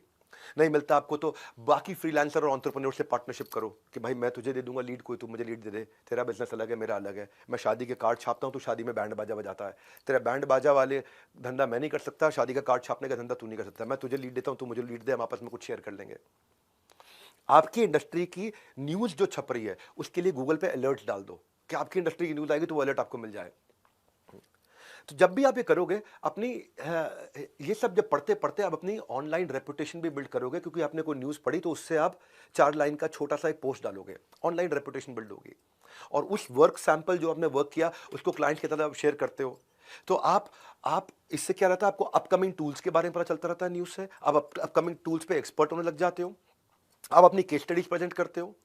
फिर जब आप टारगेटेड ऐड लगाओगे अपने क्लाइंट लिस्ट पे, या आप डायरेक्टरीज के थ्रू जाओगे जहां पे डायरेक्टरीज मिल जाएगा, वहां पे आपने अगर कोई कस्टमर मिला, शुरू में तकलीफ भी आती, कोई बात नहीं, 30 मिनट की एक फोन कंसल्टेशन फ्री दे दो, नीड जनरेट कर लो। नीड जनरेट कर लो, कोई भी आपको मदद कर सकता है। खासतौर से जो मैंने बताया ना, जो आपके कॉम्प्लीमेंटिंग स्किल्स वाले हैं वो आपको बहुत मदद कर सकते हैं। और क्या कर सकते हो, मैं और कहानी आगे बढ़ाता हूं। आप अपने मंथली न्यूज़लेटर्स कुछ भी छोटी छोटी अचीवमेंट्स के बना सकते हो, या कई फ्रीलांसर्स के न्यूज़लेटर्स होते हैं, उनको रजिस्टर कर सकता हूं मैं। मैं बहुत सारे तरीके आपको बताते जा रहा हूं, ये आपको काम आएंगे, इनको ध्यान से सुनो। क्योंकि ना पैसा ना डोनेशन, मेरी एमबीए की फीस है आपकी डिटर्मिनेशन। और बनाए रखो अपनी अटेंशन, तभी होगा इस कंटेंट का रिटेंशन। ध्यान से सुनो हर एक स्ट्रैटेजी, क्योंकि इसके बाद आपका असेसमेंट होगा और आपको 75% लेकर के आने। सर्टिफिकेट पाने के लिए 75% अटेंडेंस और 75% स्कोर, ये 2 चीजें चाहिए। और आगे बढ़ाता हूं कहानी। अब मान लो आप आगे जा रहे हो, आपने शुरुआत है यार, अभी भी कोई रास्ते नहीं मिल रहे हैं, कुछ समझ में नहीं आ रहा क्या करूं। हर चीज के लिए बहुत सारी वेबसाइट और पोर्टल्स हैं। कुछ भी आप करते हो, आप अगर आप लिखना चाहते हो तो मीडियम है, ग्रामरली है, वाटरपैड है, राइटर एक्सेस है, क्रिएटिव पेन है, ब्लॉगर है, पीपल फॉर आवर, ये सब पे बिजनेस भी मिलता है, आपको काम भी करने की पॉसिबिलिटी मिलती है। आप कहते हो मैं तो डिजाइनर हूं, मैं राइटर नहीं, कोई बात नहीं, कैनवा है, बिहेंस है, एडोबी है, वर्डप्रेस है, ड्रिबल है, विक्स है, कोड पेन, इन पे तो इनमें से कई ऐसे पोर्टल्स हैं जहां पे आपको बिजनेस मिलता है आपके लिए। आप कुछ भी कर रहे हो, आप कहते हो मैं तो डिजाइनर भी नहीं, मैं तो डेवलपर हूं, मैं तो कोडिंग करता हूं, तो कोई बात नहीं। इसके लिए अपवर्क है, साइट पॉइंट है, कोड वर्ड है, कोड ब्यूटीफाई है, कोड प्रोजेक्ट भी है, एक टॉपटेल भी है। ये सब के सब वो पोर्टल्स हैं जहां आपको धंधा मिलेगा। जैसे आप कहते हो नहीं मैं तो कंसल्टेंट हूं, मैं फाइनेंस का कंसल्टेंट हूं, मार्केटिंग का कंसल्टेंट हूं, मैं अकाउंटिंग का कंसल्टेंट हूं, मैं इसका कंसल्टेंट, उसका कंसल्टेंट। एक्सेंचर है, कोरा है, प्रेस्टो एक्सपर्ट्स है, लॉन्च पैड है, फोरफोल्ड है, नेविगेट है, बीकेसी कंसल्टिंग, ये इनमें कई जगह आपको बिजनेस मिलेगा।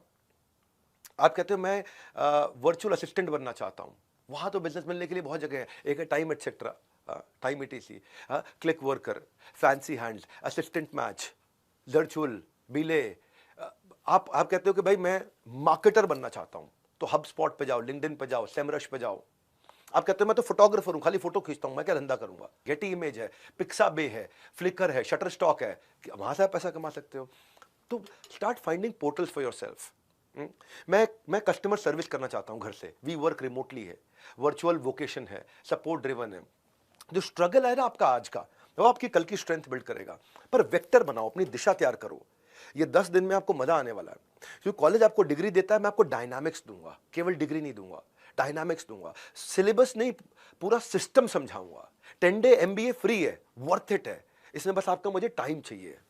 9वें अध्याय पे चलते हैं, कहानी आगे बढ़ाते हैं। सेल्स साइकिल बनती है आपकी एक, कि आज शुरू किया कितने दिन में पैसा आएगा। सेल्स साइकिल एक बनती है कस्टमर एक्विजिशन की। तो अपने प्रोसेस को लिखो, कितना लंबा प्रोसेस है, एस्टिमेट करो कि इसमें कितने रास्ते में हर्डल्स आएंगे, कितनी तकलीफें आएंगी, कस्टमर का पैसा मेरे जेब तक आते आते तक कितने दिन आपको चाहिए एक पेइंग कस्टमर लाने के लिए। जितना लंबा लेंथ होगा सेल्स साइकिल का, उतना उस दौरान के सारे खर्चे आपको डालने पड़ जाएंगे। क्योंकि अगर मान लो पेमेंट आते आते 90 दिन लगेंगे, तो 90 दिन में क्या खर्चे होने वाले हैं, उस एक्सपेंसेस को कैलकुलेट करो। सेल्स साइकिल समझनी जरूरी है आपको। अगर आप एक सोलोप्रेन्योर स्टार्टअप शुरू कर रहे हो, क्या क्या कॉस्ट है आपकी, कई तरह की कॉस्ट होगी ना आपकी। एक आपके पास कोई अगर से मैन पावर है, उसकी सैलरी हो गई, कोई ब्रोशर आपने प्रिंट किए हैं, बांटे हैं, कोई वेबसाइट आपने बनाई है, कोई ट्रेड शो में आप गए हो, कोई एडवर्टाइजिंग करी है आपने, कोई फेसबुक ऐड लगाई है, कोई इंडस्ट्री पब्लिकेशन में गए हो आप, कोई व्हाइट पेपर, कुछ भी। जितनी लॉन्ग सेल्स साइकिल होगी उतना ज़्यादा पैसा लग जाएगा आपका। लेकिन अगर आपको पता है सेल्स साइकिल खाली शुरू में लॉन्ग है और उसके बाद पाइपलाइन बहुत बड़ी है, तो चल जाएगा, लाइफ टाइम वैल्यू है उसमें। So even after spending a lot of money, अगर कस्टमर ने नहीं खरीदा तो फिर आपके लिए खतरा है। तो ये आप सेल्स साइकिल समझे। अब सेल्स साइकिल समझ में आई, तो अब आपको डिसाइड करना है मेरी प्राइसिंग क्या होगी।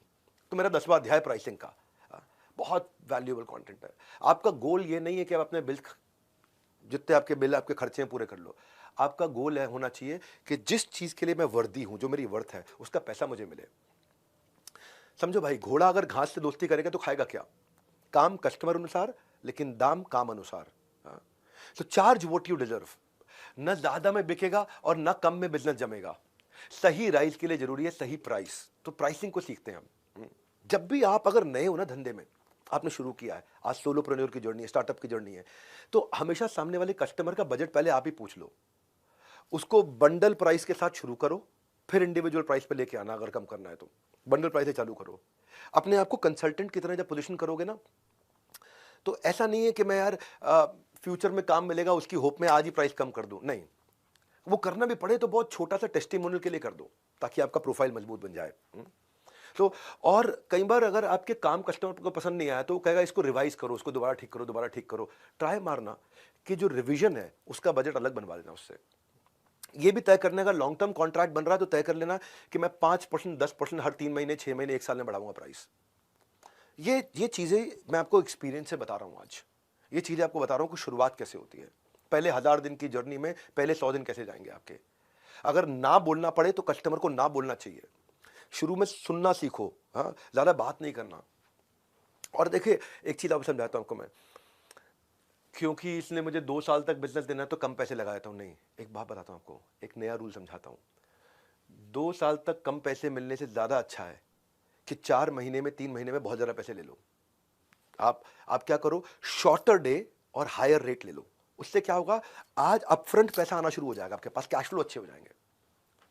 कभी अगर दोनों में कंपेयर करना हो ना, और 4 महीने 3 महीने का काम ओवर से 1 साल का काम, और 3 महीने में आपको अच्छा पैसा मिल जाए, और बहुत कम करके 1 साल में बांट के टुकड़ों में लेने से अच्छा है कि शुरुआत में कैश फ्लो कैसे मेरे मजबूत रहेंगे। आज अगर अपफ्रंट पैसा आ गया, मैं मजबूत हो जाऊंगा, मैं कॉन्फिडेंट हो जाऊंगा बिजनेस करने के लिए। पहले 100 दिन में पैसा और कस्टमर, 2 चीजें चाहिए होती हैं आपको। तो आप वैल्यू बेस्ड प्राइसिंग कैसे होती है वो आपको समझाता हूं। अपने फी स्ट्रक्चर को प्लान करो। कभी आप पर आवर भी कैलकुलेट करना चलेगा आपकी इंडस्ट्री में, या पर डे चलेगा, या पर यूनिट चलेगा, हाँ, जो आउटपुट दे रहे हो आप, या प्रोजेक्ट कंप्लीट करने पे चलेगा पैसा, या मिनिमम अमाउंट के साथ भी चलेगा, एमजी ले लिया आपने उससे, या परसेंटेज ऑफ प्रॉफिट चलेगा कि मैंने उसका धंधा बढ़ा दिया, उसके प्रॉफिट में परसेंटेज ले लूं।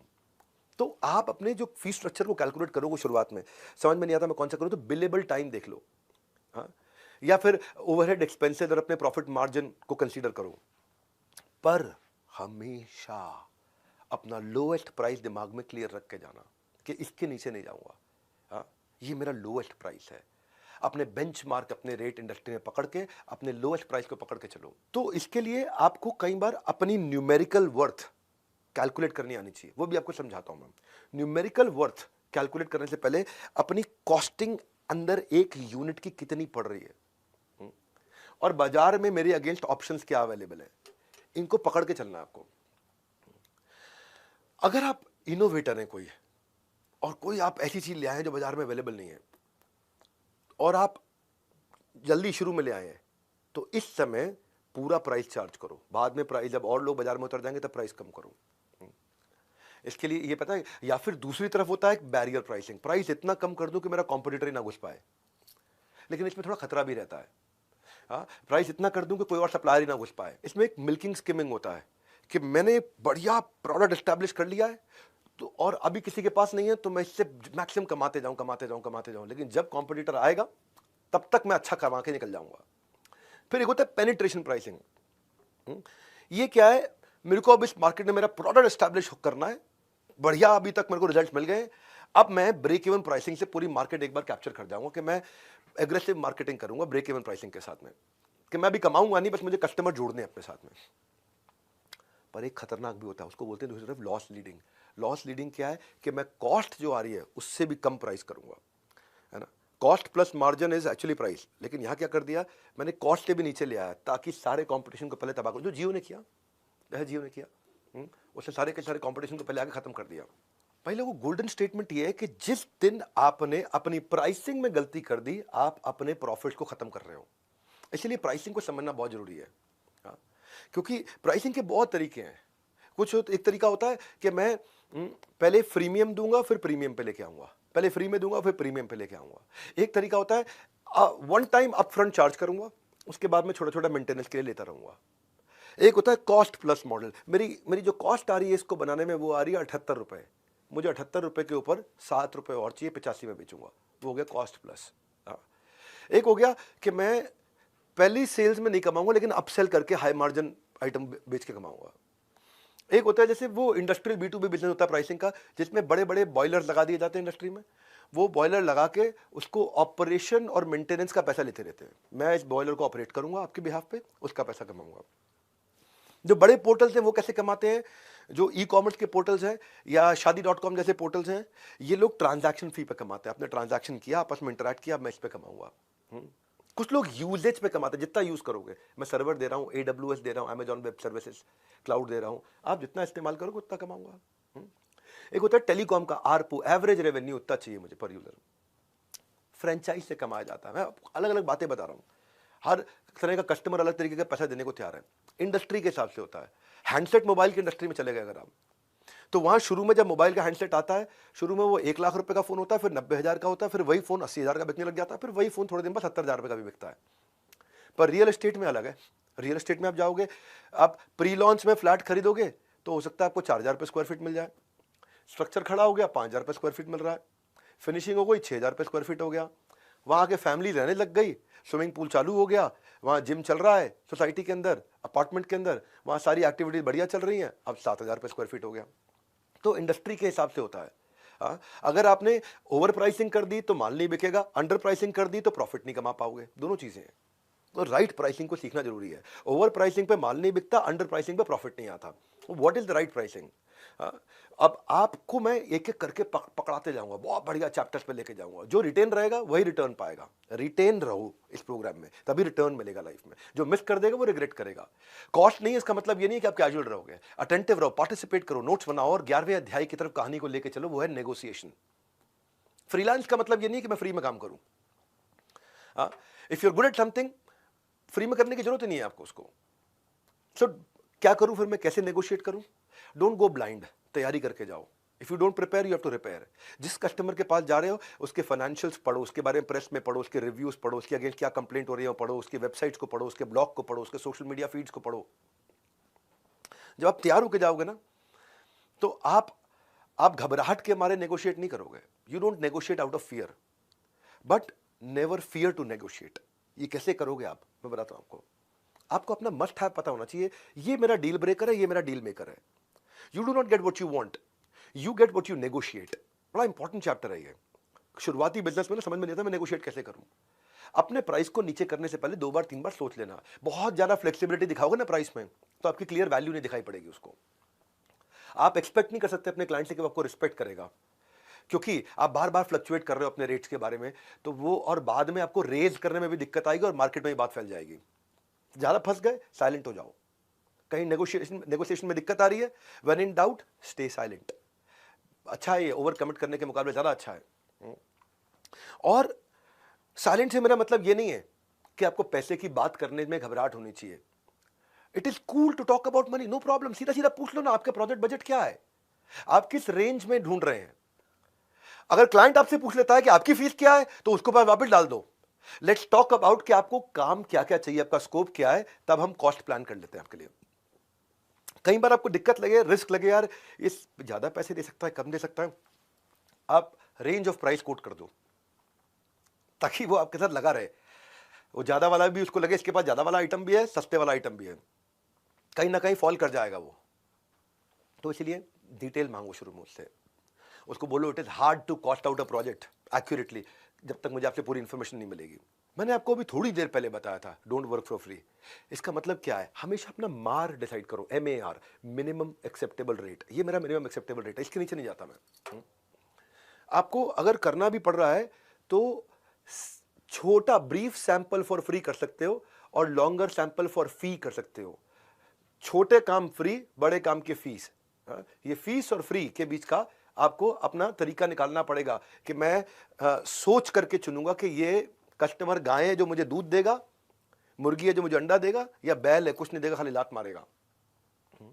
ये खाली नेगोशिएट कर रहा है बिना बात के, नेगोशिएटिंग ओवर नथिंग। ऐसे कस्टमर को रिटेन करना आपको उल्टा महंगा पड़ जाता है। ये बार बार आपका काम चेंज कराएगा, ऐसे नहीं इसको ऐसे करो, ऐसे नहीं इसको ऐसे करो।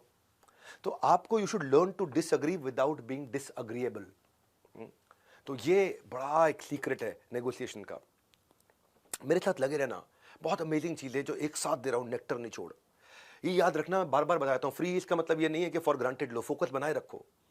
केवल मार्क्स नहीं, मार्केट रेडी बना दूंगा आपको मैं। ये MBA का जो प्रोग्राम है ना, आपको जीवन भर याद रहेगा। याद, फ्री में इतनी लर्निंग दे रहा हूं कि दिमाग के खुल जाएंगे कपाट।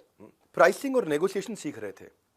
अब जब नेगोशिएट करोगे तो नेगोशिएट में वैल्यू क्रिएट कैसे करोगे, कैसे बताओगे कि आप वैल्यूएबल हो, वो भी सीखना जरूरी है आपको। आपका नया बिजनेस है, लोग आप पे ट्रस्ट नहीं करते, तो क्या है, आपको ये बताना है कि आप इस प्रोडक्ट के कारण उसकी लाइफ में वैल्यू कितने रुपए की ऐड कर रहे हो। यानी कि अपनी यूनिक सेलिंग प्रेपोजिशन के अलावा my unique feature, your unique benefit, और उस बेनिफिट को क्वांटिफाई कर दो। आपको बताना कि आपका स्किल कैसे मैच करता है उनके प्रोजेक्ट को, और फिर उस स्किल का पैसा आप इसलिए ले रहे हो क्योंकि उसके आपके प्रोजेक्ट में आप ये बेनिफिट दे रहे हो। वैल्यू क्रिएशन अगर आप सीख गए, मैं इसकी एग्जांपल दे देता हूं आपको, चलो आसान करता हूं आपके लिए। जो आपका स्किल है उससे सामने वाले का कितने रुपए का खर्चा घटा है, आप जो भी प्रोडक्ट सर्विस दे रहे हो उससे उसे कितने रुपए का फायदा हुआ है, या उसके कितने रुपए के कस्टमर एक्स्ट्रा मिल गए उसको, या आपने किसी को कितने रुपए की ब्रांडिंग कर दी इंप्रूव, जो उसको अगर बाजार से खरीदनी पड़ती ब्रांडिंग तो कितने रुपए की पड़ती, कितने रुपए का आप उसको नया फ्रेश कस्टमर ला के दे रहे हो, कि आपने कितने रुपए की प्रोडक्टिविटी एम्प्लॉइज में बढ़ा दी, कि भाई पहले 10 लाख की तनख्वाह पे वो 1 करोड़ का काम कराता था, अब उन्हीं एम्प्लॉइज से वो 10 लाख की तनख्वाह में 1 करोड़ 20 लाख का काम करा रहा है या 1.5 करोड़ का काम करा रहा है। तो आपने बता दिया मेरे कारण आपको मैंने 30% ग्रोथ दिया, 50% ग्रोथ दिया। आपने या उसकी एम्प्लॉय का रिटेंशन बढ़ा दिया, एम्प्लॉय सेटिस्फैक्शन बढ़ा दिया, या बिजनेस में कोई स्केल ला दिया, या आपके कारण उसका नया आउटलेट खुले हैं, नया एक्सपेंशन हुआ है, नया मार्केट शेयर मिला है, नया प्रॉफिटेबिलिटी बढ़ा है। ये नंबर देना है आपको, तब आप नेगोशिएट कर पाओगे। इस अध्याय को सीखना जरूरी है। मैं आपको समझा रहा हूं कि ये चैप्टर हार्वर्ड में पढ़ाया जाता है। मैंने बहुत इजी करके आपको क्वेश्चंस देके, एग्जांपल देके समझाया है। रेस्टोरेंट में खाना खाने के बाद आप बिल में नापतोल करते हो, रोटी कितने की थी, सब्जी कितने की थी। कई बार कहीं ऐसा तो नहीं है उन्होंने बिल में एक चीज़ को 2 बार लगा दिया हो, चेक करते हैं ना, कई बार बिल में एक चीज़ को डबल तो नहीं लगा दिया उन्होंने। एक ही आइटम को रोटी 2 ली थी लेकिन रोटी को 2 बार 2 लगा दिया, 4 का पैसा लगा दिया। कितने रुपए का GST लगाया, कितने रुपए का सर्विस टैक्स लगाया, वो कैलकुलेट करने के बाद आप बताते हो हाँ जी बिल ठीक है, वैल्यू फॉर मनी था या नहीं था। आपको ब्रेक डाउन करके क्वांटिफाई करना है। आप इस सेशन को सुनोगे ना तो आपको वैल्यू ऑफ टाइम अपना भी निकालना है, क्योंकि मैं आपसे पैसा नहीं, आपका टाइम ले रहा हूं। और ये मैंने वचनबद्ध था कि मैं भारत में देना चाहता हूं। 10 दिन का ये MBA दे रहा हूं, ये बहुत वैल्यूएबल है। आपकी लर्निंग में कितने का वैल्यू ऐड हुआ, इस सेशन से आपको कितने रुपए की प्रोडक्टिविटी बढ़ी, ये मेरी रिस्पॉन्सिबिलिटी है कि मैं आपको वैल्यू फॉर योर टाइम दूं। वैल्यू फॉर मनी नहीं बोल सकता, क्योंकि मनी, पैसे तो आपके लगे नहीं रहे हैं, खाली टाइम लग रहा है। इसको और एक एग्जाम्पल ले लेते हैं, चलो थोड़ा और इजी करता हूं एग्जाम्पल देके। एक कंपनी है जो इंक मैन्युफैक्चरिंग कंपनी है, हाँ, प्रिंटिंग इंक होती है। अब ये 2 टीम में मान लो आप, एक टीम ए, टीम बी। टीम ए प्रोडक्ट की तारीफ कर रही है, कंपनी की तारीफ कर रही है, अपने बेनिफिट्स की तारीफ कर रही है, अपनी टेक्नोलॉजी की तारीफ कर रही है। टीम बी, दूसरी टीम, वो क्वांटिफाइड डेटा बता रही है। क्या कह रही है, इससे आपका 10% एरर कम हो जाएगा। जब 10% एरर कम हुआ तो आपका save cost of repeat work हो गया, क्योंकि एरर कम हुआ तो आपको रिपीट नहीं करना पड़ रहा, तो उसको क्वांटिफाई कर दिया। ये 67% इंक जल्दी सूखती है, तो इससे आपका 50% टाइम बचा।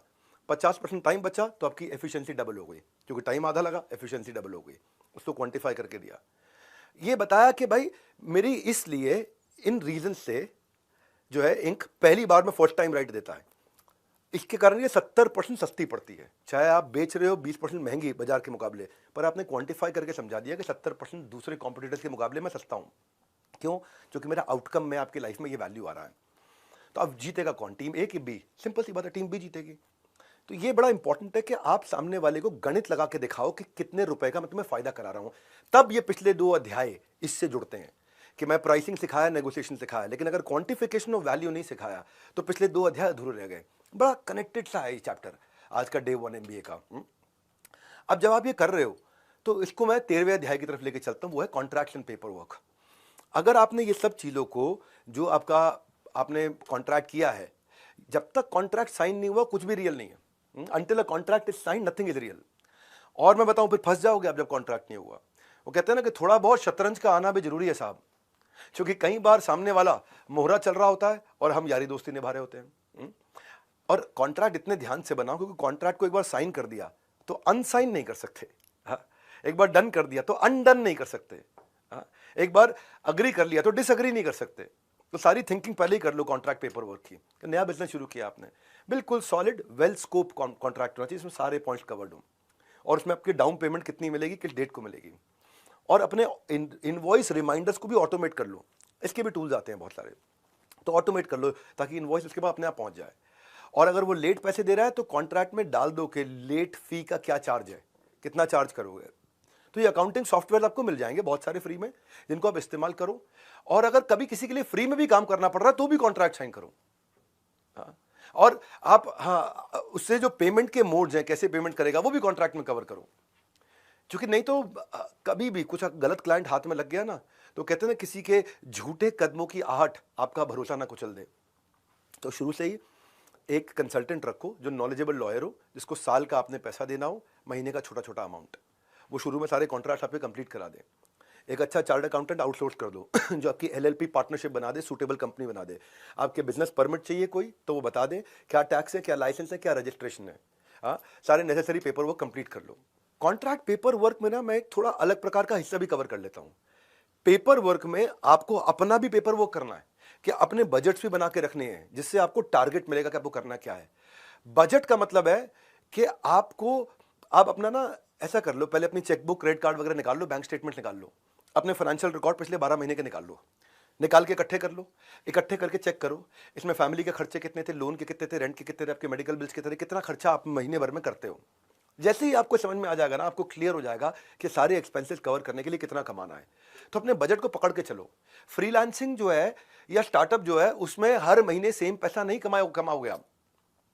हर महीने सेम कमाई नहीं होती है, कभी अच्छा समय आएगा, कभी बुरा समय भी आएगा। तो अपने लो फेज के लिए एक्सपेंसेस को बजट में डाल के चलो पहले से ही।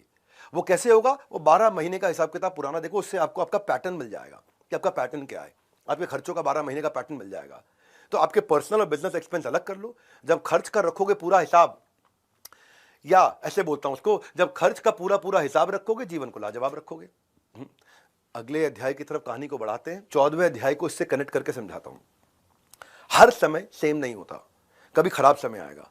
तो आपका अगर आपके स्टार्टअप में, सोलोप्रेन्योर की लाइफ में ऑफ सीजन आ गया है, ड्राई टाइम आ गया है, धंधा नहीं मिल रहा है, तो सबसे पहले धंधा मंदा हुआ है, आप मंदे नहीं हुए अपने दिमाग से। आप अपने दिमाग से तो अपने आप को करोड़पति की तरह सोचने की तैयारी करो। करोड़पति की तरह सोचने के लिए आपको 0 रुपए लगते हैं, पैसे नहीं लगते हैं। तो आपका बिजनेस सीजनल हो सकता है, कमिटमेंट सीजनल नहीं चाहिए हमारे को। ड्राई टाइम, जिस समय धंधा नहीं है, जब आप लो फेज में आ गए हो, वो टफ रियलिटी है सारे स्टार्टअप्स की, सोलोप्रेन्योर्स की जिंदगी में आती है तकलीफें ये। तो आपको क्या करना है इस समय में, आपको ये सोचना है कि यार इस टाइम के लिए मैं प्रिपेयर कैसे करूंगा। अब ये टाइम होता है अपने सारे पुराने कनेक्ट के पास फिर से वापस जाने का। मैंने एक वो बड़ा प्रोजेक्ट अभी कंप्लीट किया, बहुत मजा आया उस प्रोजेक्ट में। Now I am open for new work. If you here of anyone you can recommend मी। तो आपने शुरुआत कैसे करी, ये नहीं कि यार मैं बेरोजगार बैठा हूं या मेरे पास धंधा नहीं, मैं बहुत बढ़िया प्रोजेक्ट कंप्लीट करके आया हूं, बड़ा सेटिस्फाइड रहा। अगर आप नेटवर्क में किसी को इस तरह की प्रॉब्लम सॉल्व करवानी हो तो I am an expert on that. और इस समय जब सीजन लो है तो 3-4-5 तरीके की बातें बताता हूं आपको। पहला, लो सीजन में आराम नहीं करना है, नेटफ्लिक्स नहीं खोलना है, अमेजॉन प्राइम नहीं खोलना है। लो सीजन में आपको इंस्टाग्राम नहीं चलाना है, उसमें रूटीन रखना है हमेशा। ऐसे रूटीन बना के रखना है जैसे आप मैंने बताया ना कि जब आदमी बेरोजगार होता है तो रोजगार ढूंढने को रोजगार की तरह करना चाहिए। जब उसके पास नौकरी नहीं होती तो नौकरी को ढूंढने के लिए नौकरी की तरह नौकरी को ढूंढना चाहिए कि जैसे नौकरी करते हो। सुबह 9 बजे बैठूंगा नौकरी ढूंढना, शाम 6 बजे तक नौकरी ढूंढता रहूंगा, ये मेरी अभी नौकरी है। यानी कि रूटीन रखना है लो फेज में हमेशा। लो फेज में नेटवर्क बना के रखना है, खूब नेटवर्क के साथ कनेक्टेड रहना है, क्योंकि जब आप बिजी थे तो आप नेटवर्क को टाइम नहीं देते थे। जब आप बिजी थे तो अपने दोस्तों को, अपने उन सारे इन्फ्लुएंसर्स को जिनका जिंदगी में आपके बड़े इन्फ्लुएंसर्स जो क्लाइंट दे सकते थे, आप उनको टाइम नहीं देते थे। जब आप बिजी थे तो आप ऑनलाइन प्लेटफॉर्म पे अपनी बाकी सारी इंफॉर्मेशन अपडेट नहीं करते थे। अब टाइम आ गया है। जब आप बिजी थे तो आप अपने पुराने कस्टमर्स के टॉप ऑफ द माइंड नहीं रहते थे। अब उनके पास जाइए, उनसे बोलिए कितना फायदा हुआ, मेरे को टेस्टिमोनियल वीडियो बना के दे दो, put that on social media. जब आप बिजी थे तो अपने बिजनेस मॉडल को इवैल्यूएट नहीं कर रहे थे। अब आपका लो फेज है, अब बिजनेस मॉडल को इवैल्यूएट करने का है, नया प्रोडक्ट लाइन बिल्ड करना है, ऑफ सीजन में कोई कॉम्प्लीमेंट्री फ्री भी लेके आना है, कोई नया प्रोडक्ट सर्विस ऐड करना है। जब आप बिजी थे तो जिस चीज पे फोकस करना था लेकिन नहीं कर पा रहे थे क्योंकि बिजी थे, अब वो कर लो। जैसे कोई नया स्किल आपको ऐड करना था, मार्केट में कोई नया स्किल आ गया आपके इंडस्ट्री में, जब आप बिजी थे। अब क्या है, मैंने भी इस तरह से, जब समय आता है लोग प्रॉब्लम में फंसते हैं, हमने एक बीबी कोच बनाया है। ये मैं आपको आगे चल के थोड़ा बताऊंगा कि बीबी कोच है। हमने एक नया प्रोडक्ट तैयार किया जो 24 घंटे बिजनेस एक्सपर्ट की तरह आपके साथ में कॉन्वर्सेशनल तरीके से कोच हम देते हैं आपको, जो 24 घंटे एक्यूरेट आपकी बिजनेस की हर प्रॉब्लम का आंसर देता है। ये मेरा एक प्रोडक्ट है, मैंने लॉन्च किया है, बड़ा बिजनेस इम्पैक्ट जो प्रोडक्ट है, ये सारा आउटकम ओरिएंटेड प्रोडक्ट है। उसी में हमने मल्टी लैंग्वेज कोच डाला साथ में, जो हर भाषा में आपको कोचिंग देगा, हैंड होल्डिंग करेगा। बहुत सस्ता कर दिया हमने प्रोडक्ट। इसमें आपको स्पीच टू टेक्स्ट भी बात कर सकते हो आप। बिजनेस के हर प्रॉब्लम का सोल्यूशन रहेगा आपके फिंगर टिप्स पे। बहुत कुछ कवर करना है मेरे पास। अब क्या है, जब कठोर समय आया उसके लिए पहले ही फाइनेंशियल क्वेश्चन रखो। क्यों? क्योंकि प्रिडिक्टेबल भी होते हैं कई स्लो पीरियड, कि स्लो पीरियड आने वाला है मेरे लिए। कहीं पोस्ट हॉलीडे होते हैं स्लो पीरियड, टैक्सेस के बाद होते हैं, या वेडिंग सीजन के टाइम पे होते हैं, या जिस समय न्यू ईयर के टाइम पे होते हैं कि लोग चले जाते हैं, ट्रैवल करते हैं। Money saved is money earn, क्यों? जो प्रिडिक्टेबल है वो। फिर लेकिन ऐसा भी होता है कि कई जगह सीजन एक रीजन के हिसाब से होता है। गर्मियों का सीजन साउथ में 12 महीने रहता है, दिल्ली में, नॉर्थ इंडिया में आधा टाइम गर्मी और थोड़ा टाइम सर्दी रहती है। तो जहां पे सीजन है आपका, वहां चले जाओ, या अपने सीजन को एक्सटेंड करो। जैसे सीजन आने वाला हो, सीजन जाने वाला हो, जाने से पहले डिस्काउंट्स देकर के अपनी सारी इन्वेंटरी निकाल दो। जब आप बिजी थे तो आप कंटेंट मार्केटिंग नहीं कर रहे थे। अब लो फेज में हो, इस समय कंटेंट मार्केटिंग चालू कर दो, टेक्नोलॉजी ऑटोमेशन चालू कर दो, वेंडर से मीटिंग चालू कर दो, नए वेंडर, इंटरनेशनल वेंडर से बातचीत करनी शुरू कर दो। अब आप रिटेंशन पे काम करो। जो कस्टमर्स को पहले सर्विस दे चुके हो, आप उनके साथ टच में नहीं थे, उनके साथ टच में आ जाओ। तो जब सीजन नहीं है, बहुत कुछ किया जा सकता है। इसलिए बड़ा इंपॉर्टेंट अध्याय था ये आपके लिए कि हर समय एक समान नहीं होता, तो क्या करना है। अब आप चलते हैं, मैं मार्केटिंग जो सिखाने वाला हूं आपको आने वाले दिनों में, उससे पहले एक कस्टमर को जब आप एक्वायर कर रहे हो, उसकी कॉस्ट को भी कैलकुलेट करना सीखना है। ये है मेरा 15वां अध्याय। तो मेहनत तो आप कर रहे हो कस्टमर लाने में, लेकिन कस्टमर लाने का क्या खर्चा है वो भी कैलकुलेट करना है। जैसे यंगस्टर्स में कोक का क्रेज है, बिजनेस में कोका का क्रेज है। कोका मतलब कॉस्ट ऑफ कस्टमर एक्विजिशन। एक कस्टमर को लाने में मैं कितना रुपया लगा रहा हूं। कोका आपका बिजनेस बना भी सकता है, बिगाड़ भी सकता है। कितना रुपया लगता है मेरा, एक बेचारा रिटेलर को भी नहीं मालूम है कि मैंने कितना रुपया लगा दिया ये नए ग्राहक को लाने में अपनी दुकान पे, नहीं मालूम होता उसको। और पुराने कस्टमर को अगर आप दोबारा ला पा रहे हो तो वो 7 गुना सस्ता पड़ता है। नया कस्टमर लाना हमेशा 7 गुना महंगा पड़ता है। तो क्या मैं ऐसा करूं कि मेरे कस्टमर का लाइफ स्पैन बढ़ जाए। इसको बोलते हैं life time value of customer. Customer का लाइफ स्पैन बढ़ जाए, मेरे से नंबर ऑफ ट्रांजैक्शन ज्यादा कर ले। लाइफ टाइम वैल्यू मतलब ये एवरेज रेवेन्यू होता है कि मैं कस्टमर के और मेरे जिंदगी भर में हम दोनों के रिश्ते में कितना पैसा इससे ले सकता हूं। इसको बोलते हैं कस्टमर लाइफ टाइम वैल्यू। जितना लंबे समय तक कस्टमर आपके साथ परचेज करता रहेगा, उतना कस्टमर को लाने की कॉस्ट अपने आप घटती चली जाएगी आपके। देखो, एक होता है वन टाइम रेवेन्यू स्ट्रीम, जैसे रियल एस्टेट है। फ्लैट आदमी जिंदगी में, मकान आदमी जिंदगी में 1 या 2 बार ही खरीदता है, वन टाइम रेवेन्यू स्ट्रीम है। एक होता है recurring revenue stream, subscription model की तरह। एक होता है एडिशनल रेवेन्यू अपॉर्चुनिटी, ये दे दिया साथ में ये भी दे देता हूं, अपसेल कर दिया। एक होता है रीपर्चेज रेट, कि कितनी बार transaction, number of frequency of transaction in a month. तो ग्राहक को अगर मिला जरूरत से ज्यादा तो वो आपको देगा लाइफ टाइम वैल्यू का वादा। तो उससे आपकी अपनी सेविंग, लॉयल्टी, आपका टाइम सब बचता है। तो कस्टमर की लाइफ टाइम वैल्यू, उसके सेटिस्फैक्शन, रिटेंशन को समझने के लिए ये समझो कि आपने फेसबुक पे ऐड लगाई 1000 रुपए की कि मुझे कस्टमर चाहिए। उस 1000 रुपए लगा के आपको 100 कस्टमर मिल गए, तो 1000 रुपए को 100 से डिवाइड किया, 10 रुपए पर कस्टमर कॉस्ट आ गई। अगर अब आपने वो 10 रुपए में कस्टमर आया और आपसे वो 100 रुपए का माल लेके चला गया, जिसमें आपका 20 रुपए का प्रॉफिट था, तो कस्टमर को लाने का खर्चा प्रॉफिट से कम था, धंधा चलेगा। लेकिन कस्टमर को लाने का खर्चा का प्रॉफिट से ज्यादा है तो धंधा मरेगा। जब भी कोका लाइफ टाइम वैल्यू से ज्यादा है बिजनेस फेल, जब भी कोका लाइफ टाइम वैल्यू से कम है तो बिजनेस सक्सेस। सो कोका अगर आपका, आप यही समझना है आपको कि ट्राई मारना है कि हमेशा कोका 1:3 चले, लाने में लगे 1 रुपया, मिले मुझे 3 रुपया। कोका को कम करके कम आप ला सकते हो अपने धंधे में दम। तो अभी आप सोचो ना कि ऊबर प्लेटफॉर्म है, अमेजॉन है, स्विगी है, इन लोगों ने बहुत खर्चा किया कस्टमर को लाने में, करोड़ों रुपए की एड्स करी, करोड़ों रुपए की एड्स करके कस्टमर आता था, इसमें उनकी कमाई नहीं होती थी। पर आज कमा रहे हैं, क्यों? लाइफ टाइम वैल्यू है। आप स्विगी से 1 बार 2 बार मंगा लो ना तो आपको आदत पड़ने लग जाती है स्विगी। आप ऊबर को 1 बार 2 बार 4 बार यूज कर लो तो आपको लगता है ऊबर आ जाएगी। आपने अगर अमेजॉन पे 2 4 5 बार शॉपिंग कर ली ना तो आपको लगता है बड़ा इजी हो गया, लो अमेजॉन दबाओ अभी आ गया सामान।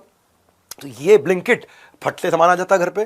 तो ये इन्होंने शुरू में पैसा ज्यादा इसलिए लगाया क्योंकि लाइफ टाइम वैल्यू है। अब ये आएगा तो मेरे साथ आते आते आते आते आते, क्योंकि अमेजॉन क्या करता था, अमेजॉन लगभग 1200 रुपया खर्च करता था एक आदमी पे, जो आके 120 रुपए का सामान लेता था, जिसमें अमेजॉन को 10 रुपया बचता था, यानी कि पर ट्रांजैक्शन 1190 रुपए का लॉस।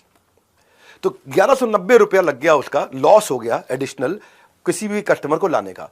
पर वो कस्टमर उसको 20 रुपया दे दे के 20 रुपया दे दे के 20 रुपया दे दे के अपने जीवन काल में 1190 भी निकाल देगा और कमा के भी दे देगा। ये है मुद्दा सारा लाइफ टाइम वैल्यू का, साधारण एग्जाम्पल के साथ में। बस 10 दिन का एक खेल, आप देखना, फिर देखना कि कैसे बढ़ता है आपके बिजनेस में सक्सेस का ट्रेल। आपकी सब डेफिशिएंसी को एफिशिएंसी में बदलेंगे, साधारण भाषा में समझा देंगे, कॉम्पिटिटर्स को किल कर देंगे, बिजनेस को स्केल कर देंगे। 10 days will bring you better days. अच्छे दिन कब आएंगे? अभी आएंगे, और इन्हीं 10 दिनों में आएंगे। कहानी आगे बढ़ाते हैं, 16वें अध्याय की तरफ चलते हैं। अब जब कस्टमर को ले आए, आप नेगोशिएट कर लिया, प्राइसिंग हो गया, अब कस्टमर के साथ में रिलेशनशिप कैसे रहेगा, उसको एक्सपेक्टेशन हमेशा क्लैरिफाई करते रहो। शुरुआती धंधे में आप बड़ी गप मार के आ जाते हो, वो भी सोचता है यार ये बहुत कुछ कर देगा, बाद में दिक्कत होती है। तो पूरा स्कोप डिस्कस करो कि क्या करेंगे आप, वीकडे पे हो के नहीं हो, वीकेंड पे हो के नहीं हो, आप छुट्टी कब लेते हो, आप मॉनिटर कैसे करोगे मेरे काम को, क्वालिटी को कैसे मॉनिटर करोगे, कोई फीडबैक अप्रूवल कैसे लोगे, कोई पॉलिसी प्रोसीजर कैसे डिस्कस करोगे। अगर कहीं आगे आने वाले समय में दिक्कत आएगी तो उसको रिकॉर्ड करना पड़ेगा आपको, और पेमेंट नहीं दे रहा वो रिकॉर्ड करना है। कम्युनिकेशन अच्छा रखना है आपको, प्री कम्युनिकेशन हमेशा याद रखना, ओवर कम्युनिकेट करो। ओवर कम्युनिकेट करने का फायदा, और उसी से पूछ लो, ईमेल पे करना है, व्हाट्सएप पे करना है, मैसेज पे करना है, कॉल पे करना है। और अगर क्लाइंट कहीं अपसेट है तो उसको अपने इमोशंस निकालने दो, आप आउट ऑफ कम्युनिकेशन मत जाओ उसके साथ में, क्योंकि वही एक बॉस है, कस्टमर ही आपका एक बॉस है।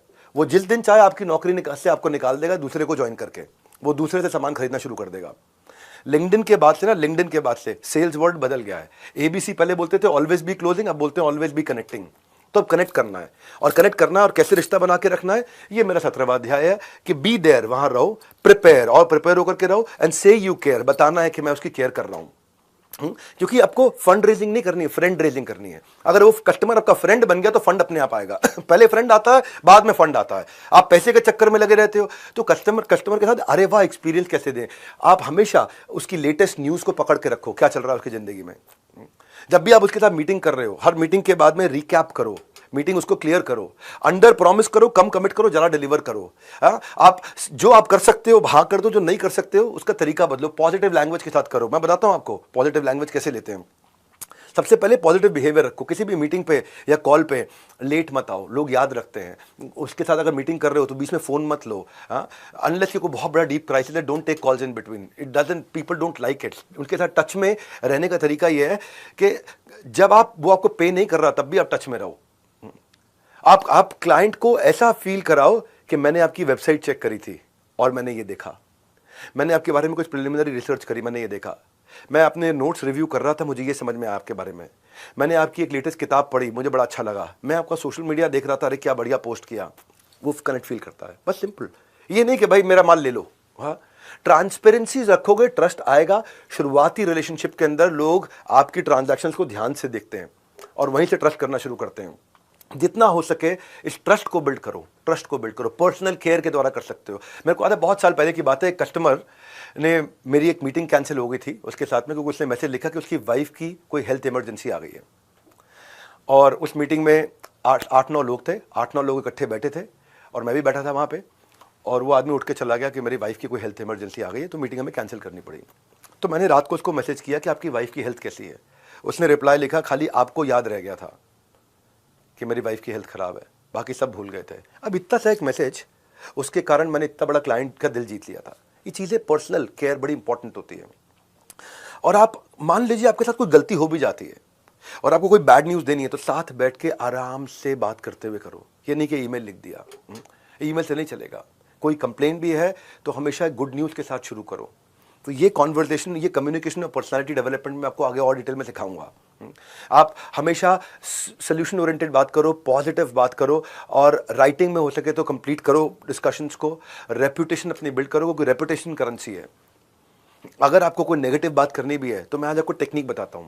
एक स्टेटमेंट होती है आई कांट स्टेटमेंट और होती है आई कैन स्टेटमेंट।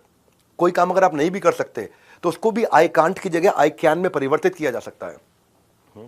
जैसे मान लो आप 3 बजे तक फोन पे बात नहीं कर सकते, तो ये मत बोलो कि I can't do a call until 3 PM, मैं 3 बजे तक बात नहीं कर पाऊंगा, मत बोलो। आप ये बोलो कि 3 से 5 मैं अवेलेबल हूं, आपको क्या टाइम सूट करता है। चेंज हो गया ना लैंग्वेज, टोन चेंज हो गया। From 3 to 5 PM I am available, what would be a good time for you. जैसे किसी ने कोई काम दिया, आपको लगता है इतने कम टाइम में तो हो ही नहीं सकता, तो ये मत बोलो the deadline is too tight, ये काम नहीं हो सकता। आप बोलो I can deliver it by Tuesday. Positive हो गया, आई कांट को आई कैन करना है। जैसे वो बोलता है कि आपने बोला है कि मैं I can't start for 3 months, I am busy. वो कहने की जगह बोलना है I would love to work with you if we can start in the month of June. तो अपने आई कांट को आई कैन करना हमेशा। वो पॉजिटिव लैंग्वेजेस इंपॉर्टेंट होती है शुरुआती बिजनेस में। आपको आई can't start until I receive the initial payment, पहले पेमेंट करो तब चालू करूंगा, नहीं तो नहीं कर पाऊंगा। तो आप इसकी जगह कह सकते हो कि I look forward to working with you after the receipt of initial payment. मैं ये नहीं बोल रहा हूं कि क्लाइंट को आप डोमिनेट करने दो, पर मैं बोल रहा हूं कि कम्युनिकेशन के तरीके को बदलना है। ये मेरा बीच में एक दिन आने वाला है जहां मैं आपको कम्युनिकेशन और पर्सनालिटी पे बात करूंगा। आपको तो कई बार टफ क्लाइंट्स मिलेंगे आपको, और टफ क्लाइंट से बाहर निकलना है तो उसकी स्ट्रैटेजी भी आपके पास होनी चाहिए। ये 10 दिन आपके लिए लाइफ बदल दूंगा मैं आपकी। ये MBA को पूरा अटेंड करना है आपको, हर बात नोट करते रहना है, क्योंकि कहीं भी फ्री में इस तरह का ज्ञान नहीं मिलता है। मैं चलता हूँ अब, क्योंकि अब आपको कस्टमर्स मिल रहे हैं, अब आपका बिजनेस बढ़ते जा रहा है, तो अब आपको क्या करना है, अब नेक्स्ट मार्केट की तरफ भी मूव करना है। तो नेक्स्ट न्यू मार्केट मेरा 18वां अध्याय है। इसमें आपको जब भी कहीं नई मार्केट में जाओगे तो आपने टेस्ट कर लिया अपने प्रोडक्ट को, टेस्ट कर लिया तो आप आउटर मार्केट में गैप्स ढूंढो, और वहां पे भी एक छोटी मार्केट से शुरू करो जो पेरीफेरी में होगी।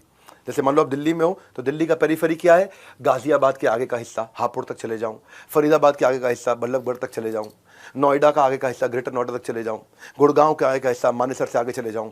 वहां पे बहुत लोगों का फोकस नहीं होगा, वहां पे कस्टमर आपको आसानी से मिलेगा। यानी कि पेरीफेरी में जाओ। और वहां पे भी अगर माल बेच रहे हो, कोई माल पहुंचा रहे हो, तो शुरुआत में माल डंप मत करो, कम क्वांटिटी दो, क्रेडिट मत दो डिस्ट्रीब्यूटर को। अगर डिस्ट्रीब्यूटर को माल दे रहे हो टाइम से पेमेंट लो, और दूसरी सर्विस से पहले पहली की पेमेंट जरूर ले लो। ये रूल बना लो अपनी लाइफ में। ये नहीं कि दूसरी पे वो बोला पिछली की दूंगा, आप दूसरा भी भेज दो माल। तो हमेशा सेकंड सप्लाई पे फर्स्ट की पेमेंट ले लो। एक सप्लाई लेट कर दे चल जाएगा, लेकिन अगर 2, 3, 4 सप्लाई लेट होने लगी तो पैसा मरने के चांसेस बढ़ जाते हैं। अपनी क्रेडिट लिमिट, जिसको भी माल दे रहे हो, सर्विस दे रहे हो, जो भी दे रहे हो, प्रोडक्ट दे रहे हो, उसके साथ क्रेडिट लिमिट डिसाइड करके चलो पहले से ही। आपको शुरुआत में डेप्थ बिल्ड करनी है, विड्थ नहीं। मैं पूरे देश में बेचूंगा, पूरी दुनिया में बेचूंगा नहीं। शुरू में एक मार्केट को जीतना है। जब उस मार्केट में आपका मार्केट शेयर बढ़ गया, 10, 20, 30% हो रहा है, तब आप अगले मार्केट में मूव करो। तब पहली मार्केट के अंदर पूरी विजिबिलिटी बना लो। वहां पे आपके पास में डिस्ट्रीब्यूशन चैनल आपके साथ लॉयल हो जाए, वहां के लोग आपके साथ लॉयल हो जाए, वहां का कस्टमर आपके साथ लॉयल हो जाए। फिर उसके बाद आप अपनी कमर्शियल टर्म्स को अक्रॉस ट्रेड, अक्रॉस कंट्री आप धीरे धीरे बिल्ड कर सकते हो। आप जहां भी जाओगे उसका मार्केट साइज पूरा समझो। ध्यान रखो, जब आप जल्दीबाजी में चले जाते हो ना, मार्केट मिल गया और टीम नहीं है तो अपॉर्चुनिटी लॉस है। और कई बार हम क्या करते हैं, मार्केट ठीक से मिली नहीं, टीम पहले हायर कर ली तो कैश लॉस है। मार्केट जब मिल गई, टीम नहीं है आपके पास, अपॉर्चुनिटी लॉस है। मार्केट आपको नहीं मिली लेकिन टीम पहले ही हायर कर ली, यानी कि कस्टमर आपको नहीं मिला, टीम पहले हायर कर ली, तो कैश लॉस है। तो इसका बैलेंस करना है। नई की पहचान कर, बेहतर से बेहतर का अनुमान कर मेरे भाई। नेक्स्ट न्यू मार्केट जो है ना, आप पहले फोकस पायलट मार्केट में सफल नहीं है तो नहीं जाना। पहले बिजनेस खड़ा करना है, बाद में बड़ा करना है।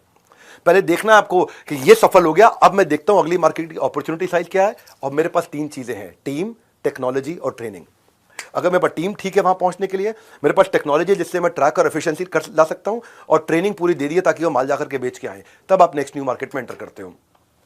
और इसके लिए फोकस पायलट मार्केट में सफल होने के लिए आपका कोर अब आपको मिलना शुरू हो गया है। आपका एक्सपीरियंस आ गया फोकस पायलट मार्केट में कि आपका कोर क्या है, कस्टमर आपके पास क्यों आ रहा है, वो एक सिंगल चीज है जो आपकी कंपनी को आगे बढ़ा रही है, वो एक चीज क्या है आपके पास ऐसी जो आपको प्रोटेक्शन देती है आपके धंधे में, जिसके चक्कर में आपका उधार पे या डिस्काउंट पे माल बेचने से आप बच के निकल आए हो। वो क्या चीज है जो आपने फोकस पायलट मार्केट में सीखी है, अब उसको मल्टीप्लाई करके जाना है। कोर ये वो एडवांटेज है आपका। कोर क्या होता है? ये वो एडवांटेज है जो आपको हमेशा कंपटीशन से आगे रखने वाला है। उसको फोकस पायलट मार्केट में एक्सपीरियंस करके निचोड़ के निकालना है आपको, उसको बाहर निकाल के ले आओ कि ये मेरा कोर है, ये मुझे पता लग गया।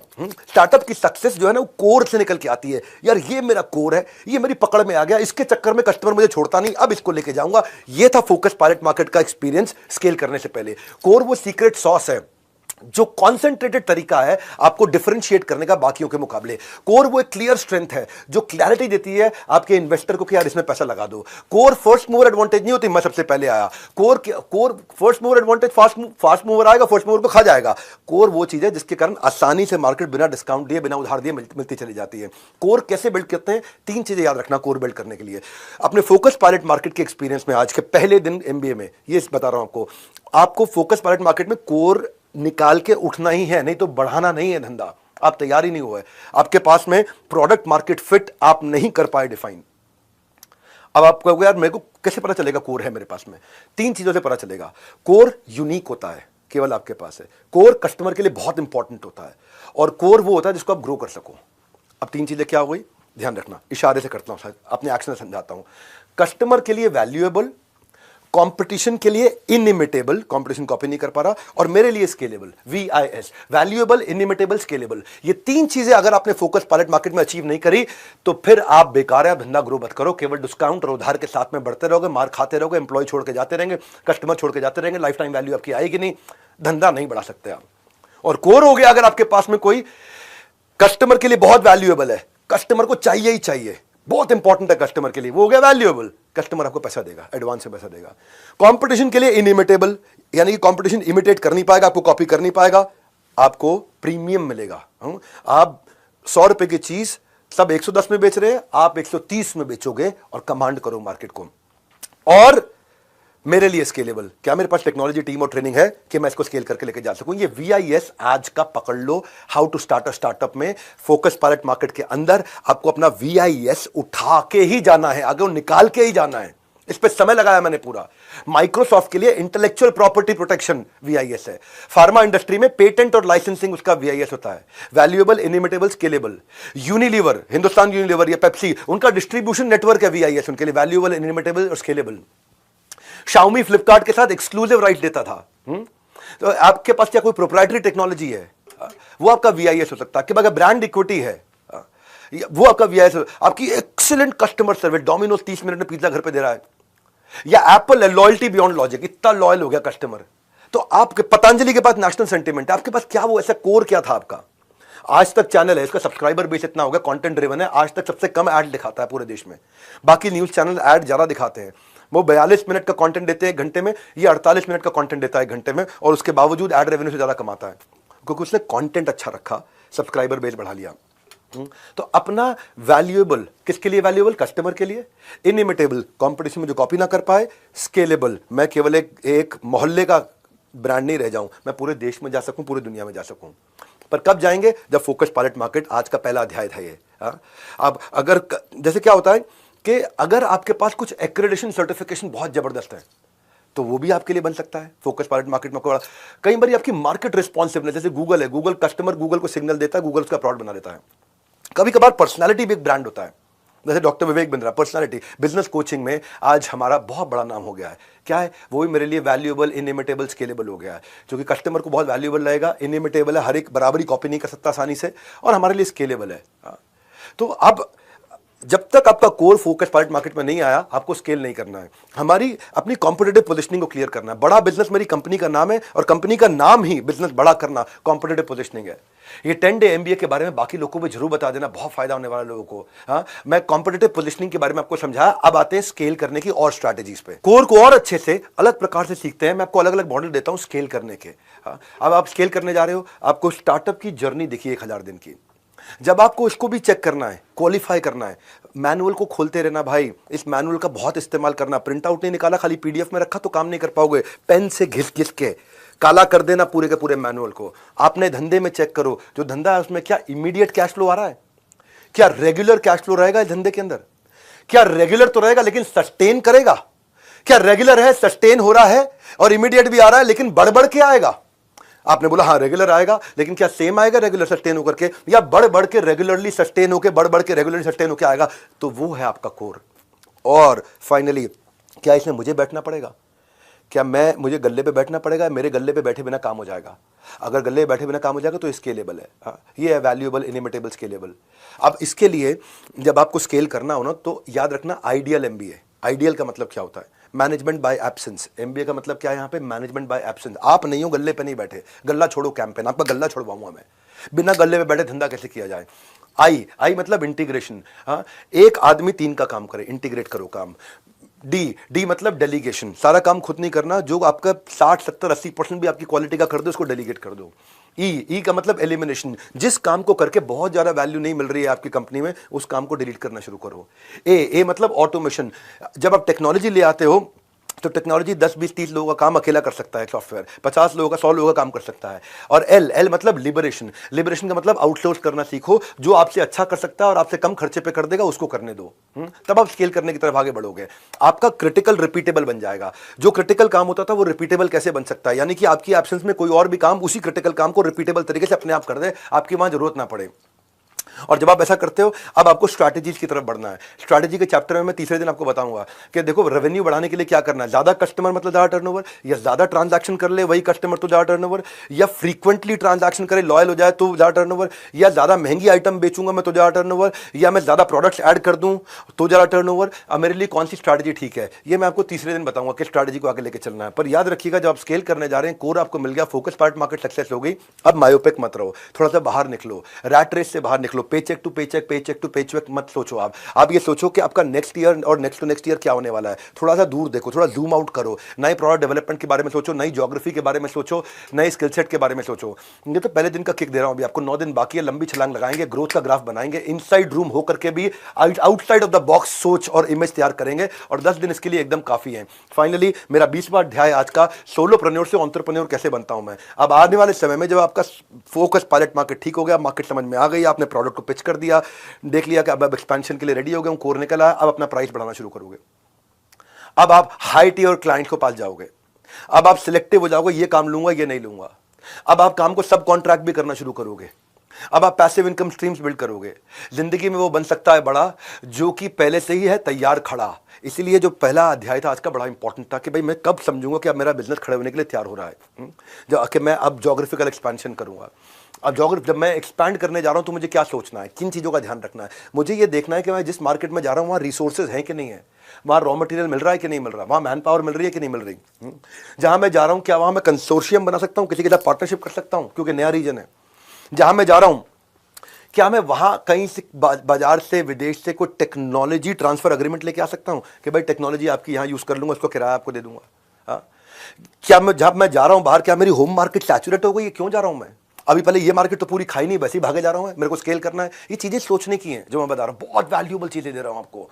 ये एक एक सवाल में एक एक सवाल आपकी ज़िंदगी बदल सकता है। मैनुअल को इस्तेमाल करना है आपको। जहाँ मैं जा रहा हूँ वहाँ पॉलिटिकल फैक्टर्स कैसे हैं, इकोनॉमिक लीगल फैक्टर्स कैसे हैं। जहाँ मैं जा रहा हूँ मुझे वर्किंग कैपिटल कितनी वहाँ रिक्वायरमेंट होगी, उसका बजट बना के जाऊँगा। जहाँ जा रहा हूँ वहाँ क्या मैं लोकलाइज माल बना सकता हूँ वहाँ का, क्योंकि लोकलाइजेशन इज ग्लोबलाइजेशन, उधर का लोकल माल बना सकता हूँ मैं।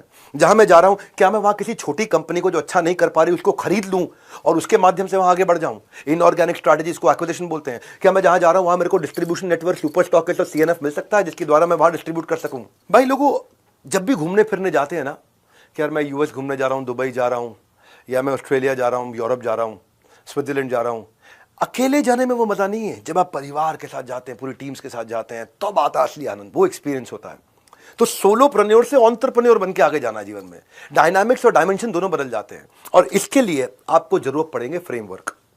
इस फ्रेमवर्क के बारे में आने वाले दिनों में बताऊंगा। मेरे बीबी इम्पैक्ट के बारे में 52 पावरफुल फ्रेमवर्क दिए हैं जो मेरा नेक्स्ट प्रोडक्ट हमने लॉन्च किया है, जो मेरे लीडरशिप फनल के फ्रेमवर्क्स हैं, इंप्लीमेंटेबल आउटकम ओरिएंटेड है। और जो आने वाले मेरे दिन है, जो मेरा अभी मार्केट रिसर्च और प्रोडक्ट डेवलपमेंट का है, उसमें मैं कल बताऊंगा कि प्रोडक्ट की तैयारी कैसे की जाती है। अब एक एक टॉपिक को लूंगा। अभी सोलो प्रोड्यूसर से एंटरप्रेन्योर की जर्नी ली है, how to start a startup. अब एक एक टॉपिक लेते जाएंगे कि अब आप जो प्रोडक्ट तैयार करोगे तो उसकी डिटेल में जाऊंगा मैं, कैसे कंज्यूमर बिहेवियर कैसे है, थिंकिंग फ्रेमवर्क क्या होते हैं, लिटमस टेस्ट क्या होता है, बेट एंड हुक मॉडल क्या होता है, मार्केट रिसर्च कैसे करेंगे। जब स्ट्रैटेजी के दिन आऊंगा तीसरे दिन, तो वहां leadership in pipeline, score board, issue based strategy, scenario analysis, competitive collaborative strategy. इतना बढ़िया कंटेंट हिंदी भाषा में एग्जांपल्स के साथ में नहीं मिलता। ये पहला दिन था, पहला अध्याय, पहला एपिसोड। बस जो मेरे साथ 10 दिन का बिंज वॉच कर जाएगा, बिंज वॉच करते हो ना, बिंज वॉच कर जाएगा, बिजनेस के बॉक्स ऑफिस पे ब्लॉकबस्टर हो जाएगा। ना कैश, ना चेक, ना यूपीआई। मैंने बस आपका टाइम मांगा है, मुझे और कुछ नहीं चाहिए। कंसिस्टेंसी आपकी कॉस्ट है। कंसिस्टेंट रहना 10 के 10 दिन, और एग्जाम जरूर देते रहना। अभी के अभी एग्जाम दे दोगे तो अभी आपको फ्रेश है, याद रहेगा, नोट्स बना लेना। और डिसिप्लिन आपकी मेरे को फीस है, डिसिप्लिन की फीस चाहिए मुझे। लर्निंग का ये डोज जब लोगे आप हर रोज, तो आप अपने आप आगे बढ़ते चले जाओगे। हमारे साथ जुड़े रहने के लिए इस MBA 10 डे MBA को ज्वाइन करने के लिए आप सबका हृदय की गहराई से प्रेम पूर्वक बहुत बहुत धन्यवाद।